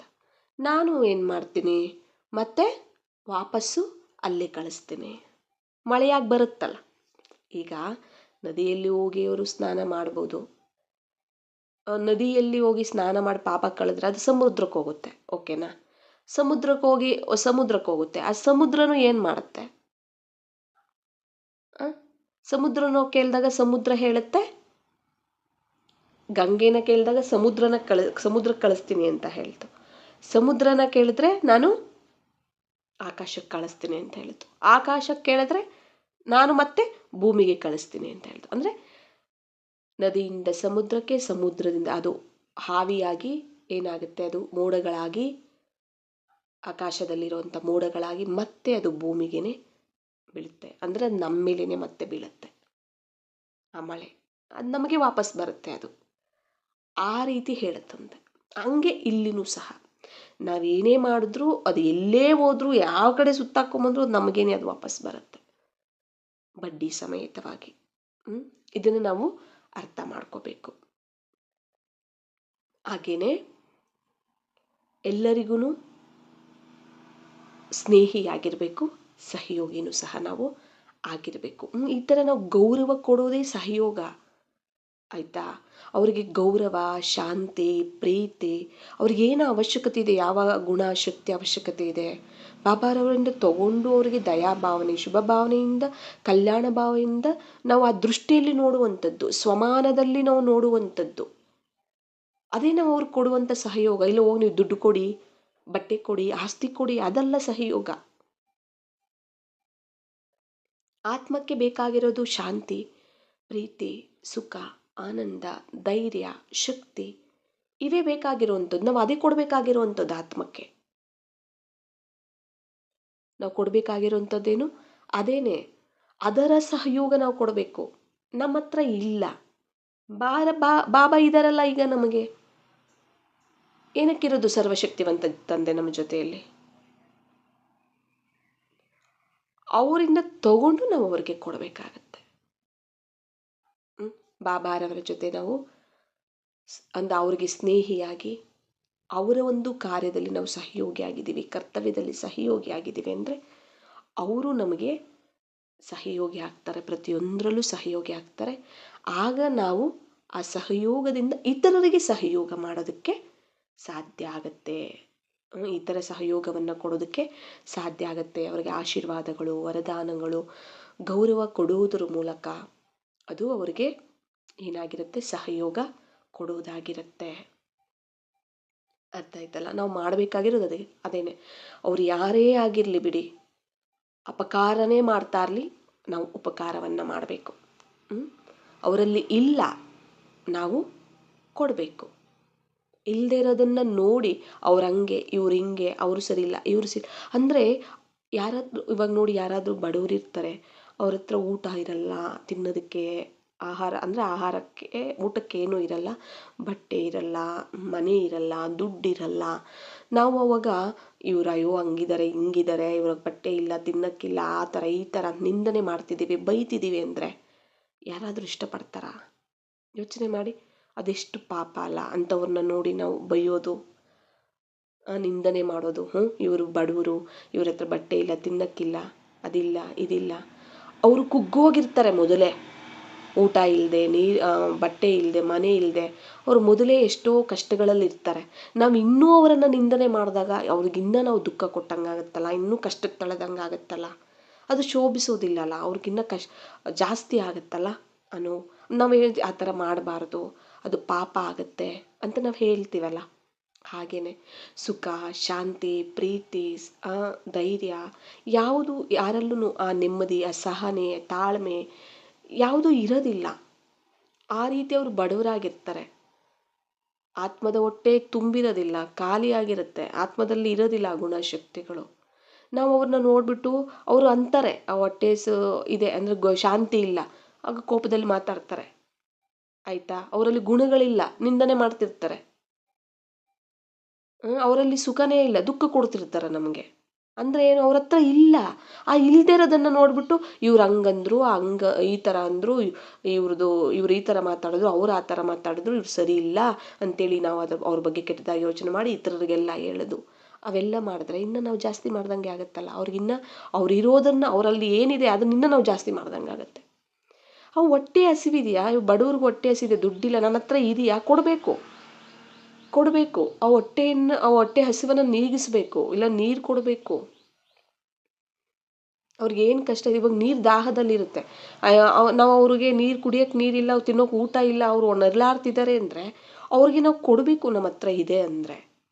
ಮತ್ತು ನಾವು ಆಡಿಕೊಂಡು ನಿಂದನೆ ಮಾಡಿಕೊಂಡು ಬೈಕೊಂಡು ಕೂತ್ಕೊಂಡ್ರೆ ಏನು ಸರಿ ಇರುತ್ತೆ ಅಲ್ವಾ? ಅದೇ ಥರನೇ ಅವರಲ್ಲಿ ಇರೋದಿಲ್ಲ ಮನುಷ್ಯರಲ್ಲಿ. ಯಾಕಂದರೆ ನಾವು ಹಿಂದೆ ಕೊಟ್ಟಿಲ್ಲ, ಅದಕ್ಕೆ ಅವ್ರ ಹತ್ರ ಇರೋದಿಲ್ಲ. ಹಾಗಾಗಿ ಅವ್ರು ಏನು ಮಾಡ್ತಾ ಇರ್ತಾರೆ, ಅದರಲ್ಲಿ ಬರ್ತಾರೆ, ಅದೇ ಥರ ಮಾತಾಡ್ತಿರ್ತಾರೆ. ನಾವು ಅದು ನೋಡಿದಾಗ ಅಯ್ಯೋ ಪಾಪ, ಇವಾಗ ದುಡ್ಡು ತಿನ್ನೋಕ್ಕೇನೂ ಇಲ್ಲ, ಆಹಾರಕ್ಕಿಲ್ಲ, ಅದಿಲ್ಲ ಇದಿಲ್ಲ, ಬಡವರಿಲ್ಲ, ಅಯ್ಯೋ ಪಾಪ ಅಂತ ದಯೆ ಬರುತ್ತಲ್ಲ. ಅವ್ರಿಗೆ ನಮ್ಮ ಹತ್ರ ಇದ್ದರೆ ಏನೋ ಆದಷ್ಟು ಸಹಯೋಗ ಕೊಡ್ತೀವಲ್ಲ, ಹಂಗೆ ಅಯ್ಯೋ ಪಾಪ ಇವ್ರ ಹತ್ರ ಏನೂ ಇಲ್ಲ, ಆ ಸುಖ ಶಾಂತಿ ಅದೇನೂ ಇಲ್ಲ, ಬಾಬಾರ ಅವರು ಸಾಗರದಷ್ಟು ಇಟ್ಕೊಂಡಿದ್ದಾರೆ, ತಗೊಳ್ಬೇಕು ಮತ್ತು ಸ್ನೇಹಿಯಾಗಿ ಸಹಯೋಗಿಯಾಗಿ ಅವ್ರು ಕೊಡಬೇಕು. ಅಷ್ಟು ಮಾಡಬೇಕಷ್ಟೇ ನಮ್ಮ ಕೆಲಸ ಅದು. ಅವು ಕೊಟ್ಟಾಗ ಅವ್ರು ತೃಪ್ತಿ ಆಗ್ತಾರೆ.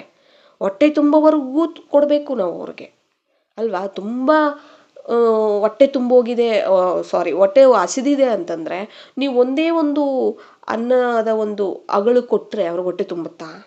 ಅನ್ನದ ಅಗಳು ಒಂದೇ ಒಂದು ಅಗಳು ಕೊಟ್ಟರೆ ಹೊಟ್ಟೆ ತುಂಬುತ್ತಾ ಅಲ್ವಾ? ಹೊಟ್ಟೆ ತುಂಬುವಷ್ಟು ಕೊಟ್ಟರೆ, ಅಟ್ಲೀಸ್ಟ್ ಹೊಟ್ಟೆ ತುಂಬುವಷ್ಟು ಕೊಟ್ಟರೆ, ಇಲ್ಲಾಂದರೆ ಅಟ್ಲೀಸ್ಟ್ ಅರ್ಧ ಭಾಗ ಇಲ್ಲ ಮುಕ್ಕಾಲು ಭಾಗ ಆದರೂ ಕೊಟ್ಟರೆ ಅವ್ರು ತೃಪ್ತಿಯನ್ನು ಪಡ್ಕೋತಾರೆ. ಇಲ್ಲಾಂದರೆ ಹಸಿವು ಆಗ್ತಾನೇ ಇರುತ್ತೆ ಅಲ್ವಾ? ಹಾಗೇನೆ ಇಲ್ಲಿ ನಾವು ಒಂದು ಸರಿ ಶುಭ ಭಾವನೆ ಇಟ್ಟುಬಿಡೋದು, ಬಾಬಾ ಹೇಳಿದಾರಲ್ಲ ಮುರುಳಿಯಲ್ಲಿ ಅಂತ ಹೇಳ್ಬಿಡೋದು.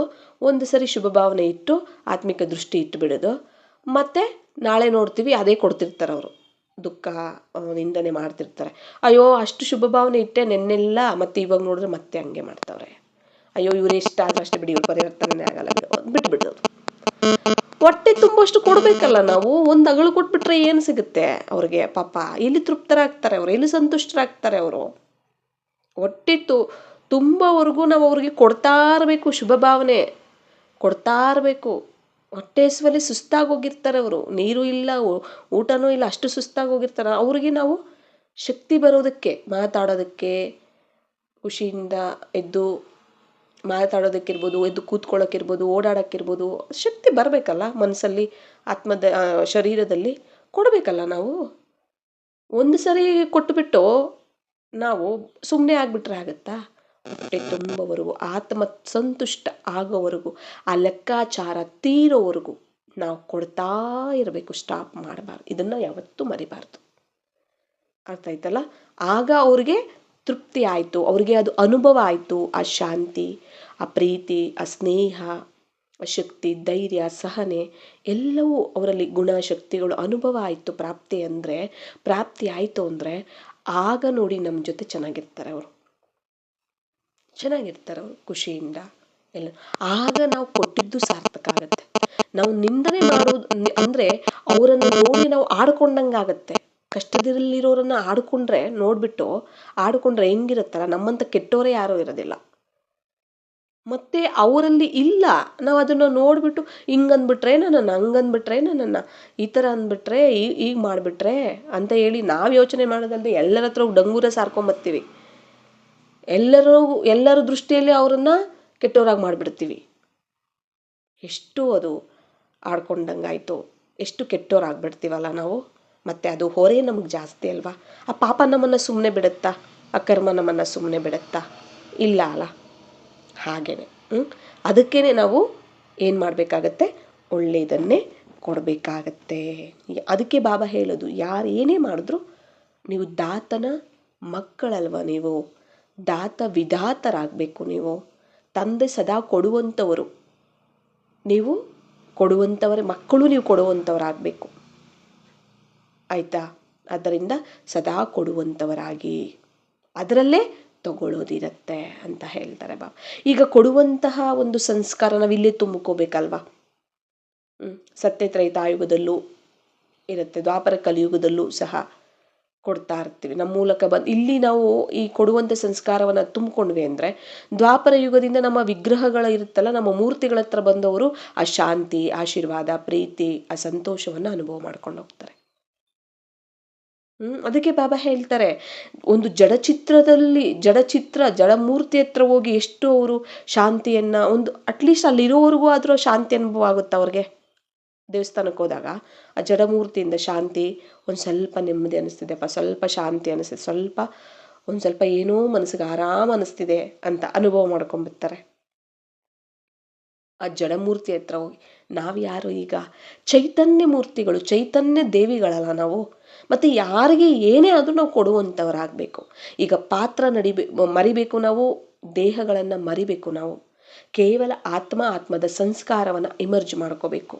ಬಾಬಾರವರ ಸಂಸ್ಕಾರವನ್ನು ನಮ್ಮಲ್ಲಿ ಇಮರ್ಜ್ ಮಾಡಿಕೊಂಡು ತುಂಬಿಕೊಂಡು ಇತರರಿಗೆ ಕೊಡ್ತಾ ಹೋಗಬೇಕು. ಇದೇ ದಾತಾಗುಣ. ಅದಕ್ಕೆ ನಾವು ದಾತರು, ಮಾಸ್ಟರ್ ದಾತರು, ವಿಧಾತರು, ವರದಾತರು. ಬಾಬಾ ಹೇಳ್ತಾರೆ, ನೀವು ದಾನಿಗಳು, ಮಹಾದಾನಿಗಳು, ಅಖಂಡ ಮಹಾದಾನಿಗಳು ಅಂತಲೂ ಹೇಳ್ತಿರ್ತಾರೆ. ನಾವದೆಲ್ಲ ಇಲ್ಲೇನೆ ನಾವು ಧಾರಣೆ ಮಾಡ್ಕೋಬೇಕಾಗತ್ತೆ, ಇಲ್ಲೇನೆ ನಾವು ಸಂಸ್ಕಾರಗಳನ್ನು ತುಂಬಿಕೊಬೇಕಾಗತ್ತೆ. ಹಾಗಾಗಿ ಆತ್ಮ, ಪರಮಾತ್ಮ, ಡ್ರಾಮ, ಕರ್ಮಗಳ ಗುಹ್ಯಗತಿ ಸಂಪೂರ್ಣವಾಗಿ ನಾವು ಅರ್ಥ ಮಾಡ್ಕೋಬೇಕು. ಅದಕ್ಕೆ ಬ್ರಹ್ಮಬಾಬಾನೇ ನಮಗೆ ಎಕ್ಸಾಂಪಲ್. ಅವ್ರು ಯಾವ ರೀತಿ ಇದ್ದು ಮಾಡಿ ತೋರಿಸಿದ್ದಾರೆ, ನಾವು ಅವರನ್ನು ಫಾಲೋ ಮಾಡಬೇಕಾಗತ್ತೆ. ಅವರ ಪುರುಷಾರ್ಥ ಯಾವ ರೀತಿ ಮಾಡಿದ್ರು, ಅವ್ರ ಕರ್ಮಗಳು ಯಾವ ರೀತಿ ಮಾಡಿದ್ರು, ಪ್ರತಿಯೊಂದು ಹೆಜ್ಜೆ ಯಾವ ರೀತಿ ಇಟ್ಟರು, ಅವರ ಹೆಜ್ಜೆಯಲ್ಲಿ ಹೆಜ್ಜೆಯನ್ನು ಇಡ್ತಾ ಹೋಗಬೇಕಾಗತ್ತೆ. ಯಾವಾಗ ನಮ್ಮಲ್ಲಿ ಈ ಒಂದು ಗುಣ ಬಂದ್ಬಿಡತ್ತೆ, ಆಗ ನಮ್ಮ ಸಂಪೂರ್ಣತೆ ಅನ್ನೋದು ಬಂದ್ಬಿಡತ್ತೆ. ಸದಾ ನಾವು ಏನು ಮಾಡ್ಬೇಕು, ತಂದೆಗೆ ಸ್ನೇಹಿಯಾಗಿ ಸಹಯೋಗಿಯಾಗಿದ್ದಾಗ ನಮಗೆ ಸ್ನೇಹ ಸಹಯೋಗ ಸಿಗ್ತಿರುತ್ತೆ. ತಂದೆ ನಮ್ಮ ಜೊತೆ ಸಾಥಿಯಾಗಿರ್ತಾರೆ, ನಮಗೆ ಸಾಥಿಯಾಗಿರ್ತಾರೆ. ನಮ್ಮ ಜೊತೆ ಸಾಥಿಯಾಗಿದ್ದಾಗ ನಾವು ಯೋಗಯುಕ್ತರಾಗಿರ್ತೀವಿ. ಸದಾ ನೆನಪಿರುತ್ತಲ್ಲ ಬಾಬಾರವ್ರ ನೆನಪು ನಮಗೆ. ಯಾವಾಗ ಒಬ್ಬ ಬಾಬಾ ಬಿಟ್ಟರೆ ಬೇರೆ ಯಾರಿಲ್ಲ. ನಾವು ಯೋಗಿಯಾಗಿರ್ತೀವಿ, ಯೋಗಯುಕ್ತರಾಗಿರ್ತೀವಿ. ಯಾವಾಗ ಯೋಗಯುಕ್ತರಾಗಿರ್ತೀವಿ, ಪ್ರತಿಯೊಂದು ದೃಶ್ಯವನ್ನು, ಕರ್ಮವನ್ನು ಸಾಕ್ಷಿಯಾಗಿ ಮಾಡ್ತೀವಿ, ನೋಡ್ತೀವಿ, ಕೇಳಿಸ್ಕೊತೀವಿ. ಎಲ್ಲನೂ ಪ್ರತಿಯೊಂದು ಕರ್ಮ ಸಾಕ್ಷಿಯಾಗಿರುತ್ತೆ. ಆಗ ನಮ್ಮ ಮೂಲಕ ಏನು ಸಾಕ್ಷಾತ್ಕಾರ, ಇತರರು ಗುಣ, ಶಕ್ತಿ, ನಮ್ಮ ಒಂದು ಸ್ವರೂಪ ಏನಿದೆ, ನಮ್ಮಲ್ಲಿರುವಂಥ ದೈವಿ ಸಂಸ್ಕಾರಗಳು, ಗುಣಗಳು, ಆ ಶಕ್ತಿಗಳು ನಮ್ಮ ಮೂಲಕ ಪ್ರತ್ಯಕ್ಷ ಆಗತ್ತೆ. ನಮ್ಮ ಮೂಲಕ ಆತ್ಮಗಳು ಸಾಕ್ಷಾತ್ಕಾರ ಮಾಡ್ಕೋತಾರೆ. ಯಾರು ತಂದೆಯನ್ನು ಸಾಥಿಯಾಗಿ ಮಾಡಿಕೊಂಡು ಸಾಕ್ಷಿ ಆಗ್ತಾರೋ ಅವರೇ ಸಾಕ್ಷಾತ್ಕಾರ ಮೂರ್ತಿ ಆಗ್ತಾರೆ ಅಂತ ಹೇಳ್ತಾರೆ ಬಾಬಾ. ಸಾಕ್ಷಾತ್ಕಾರ ಮಾಡಿಸುವಂಥವರಾಗ್ತಾರೆ. ನಮ್ಮ ಮೂಲಕ ಇತರ ಆತ್ಮಗಳಿಗೆ ಯಾವ ಒಂದು ಸಾಕ್ಷಾತ್ಕಾರದ ಅವಶ್ಯಕತೆ ಇದೆ, ಅವರ ಭಾವನೆಗೆ ಅನುಸಾರವಾಗಿ ನಮ್ಮ ಮೂಲಕ ಸಾಕ್ಷಾತ್ಕಾರ ಮಾಡಿಸ್ತಾರೆ ಬಾಬಾ. ಅಷ್ಟು ನಾವು ಯೋಗ್ಯರಾಗಬೇಕಲ್ಲ, ಅಷ್ಟು ಯೋಗಯುಕ್ತರಾಗಿರಬೇಕು ನಾವು. ಅರ್ಥ ಆಯ್ತಲ್ಲ? ಆದ್ದರಿಂದ ನಾವು ಈ ಎಲ್ಲ ಸಂಸ್ಕಾರಗಳನ್ನು ಧಾರಣೆ ಮಾಡಿಕೊಂಡು ತೀವ್ರ ಪುರುಷಾರ್ಥಿಗಳಾಗಿ ಮುಂದೆ ಹೋಗಬೇಕಾಗತ್ತೆ. ಯಾಕಂದರೆ ಈಗ ಅಂತಿಮ ಸಮಯ ಅಲ್ವಾ, ಎಷ್ಟು ಸಮಯ ಇದೆ. ಈಗಲೂ ನಾವು ಅದೇ ರೀತಿಯಲ್ಲಿ ಇದ್ದೀವಿ ಅಂತಂದರೆ ಮತ್ತೆ ಯಾವಾಗ ನಾವು ಸಂಪಾದನೆ ಮಾಡೋದು? ನಾವು ಇಂದಿನ ಜನ್ಮದ ಸಾಲವನ್ನೇ ನಾವಿನ್ನ ತೀರಿಸಿಲ್ಲ ಅಂದರೆ ಮತ್ತೆ ಕೂಡಿಟ್ಕೊಳ್ಳೋದು ಯಾವಾಗ? ನಾವು ಅಲ್ಲಿ ಸಂಪಾದನೆ ಮಾಡಿದ್ವಿ, ಅಲ್ಲಿ ಸಾಲ ತೀರಿಸ್ತಿದ್ವಿ. ಆಯಿತಾ? ಬೆಳಿಗ್ಗೆ ಅಮೃತ ಬೆಳೆದು ಯೋಗ ಮಾಡ್ತೀವಿ, ಮುರುಳಿ ಕೇಳ್ತೀವಿ, ಏನೋ ಅಷ್ಟೋ ಇಷ್ಟು ತುಂಬಿರುತ್ತೆ ಅಂದ್ಕೊಳ್ಳಿ. ಮತ್ತು ದೇಹಾಭಿಮಾನದಲ್ಲಿ ಬಂದು, ವ್ಯರ್ಥದಲ್ಲಿ ಬಂದು, ಅವರಂಗೆ ಇವರಂಗೆ ಅದು ಇದು ಎಲ್ಲ ಮಾಡಿ ಅದರಲ್ಲಿ ಹೋಗ್ತಾ ಇರತ್ತೆ. ಮತ್ತೆ ಏನಾಗ್ತಾ ಇರತ್ತೆ, ಎಲ್ಲಿ ಜಮಾ ಆಗುತ್ತೆ ಆತ್ಮದಲ್ಲಿ. ಮಾಡಿರೋ ಸಾಲ ತೀರ್ಸೋದಕ್ಕೆ ನಾವು ದುಡಿಯೋದೆಲ್ಲ ದುಡ್ಡು ಸರಿ ಹೋಗ್ಬಿಡುತ್ತೆ ಅಂತಂದರೆ ನಾವು ಕೂಡಿಟ್ಕೊಳ್ಳೋದಲ್ಲಿ ಸೇವಿಂಗ್ಸ್ ಎಲ್ಲಿರುತ್ತೆ ಹೇಳಿ? ಆ ಸೇವಿಂಗ್ಸ್ ಇದ್ರೇ ಅಲ್ವಾ ನಾವು ಇತರರಿಗೆ ಕೊಡೋಕ್ಕಾಗೋದು. ಮತ್ತು ಈ ನೆಕ್ಸ್ಟ್ ಕಲ್ಪ 21 ಜನ್ಮಗಳಿಗೂ ಆ ಸೇವಿಂಗ್ಸೇ ನಮ್ಮ ಜೊತೆ ಬರೋದು. ಮತ್ತು ದ್ವಾಪರ ಕಲಿಯುಗದಲ್ಲೂ ನಮಗೆ ಅದೇ ನಮ್ಮ ಜೊತೆ ಇರುತ್ತೆ. ಮತ್ತೆ ನಾವು ತೀರ್ಸೋದ್ರಲ್ಲೇ ಇಲ್ಲಿ ಸಾಲ ಮಾಡೋದು ಮತ್ತೆ ತೀರ್ಸೋದು, ಸಾಲ ಮಾಡೋದು ತೀರ್ಸೋದು, ಇದರಲ್ಲೇ ಇದ್ದೋದ್ರೆ ಸಾಲ ಜಾಸ್ತಿ ಆಗ್ಬಿಡುತ್ತೆ, ಸಂಪಾದನೆ ಕಡಿಮೆ ಆಗ್ಬಿಡುತ್ತೆ. ಏನಾಗ್ಬಿಡುತ್ತೆ ಅವಾಗ ಅಲ್ವಾ? ಅದಕ್ಕೇನೆ ಇದೆಲ್ಲನೂ ನಾವು ಆಳವಾಗಿ ಅರ್ಥ ಮಾಡಿಕೊಂಡು ವಿಚಾರ ಸಾಗರ ಮಂಥನ ಮಾಡಿ ನಾವೇನು ಮಾಡಬೇಕಾಗತ್ತೆ, ಮುಂದೆ ಹೋಗಬೇಕಾಗತ್ತೆ. ಅಚ್ಚ. ಓಂ ಶಾಂತಿ.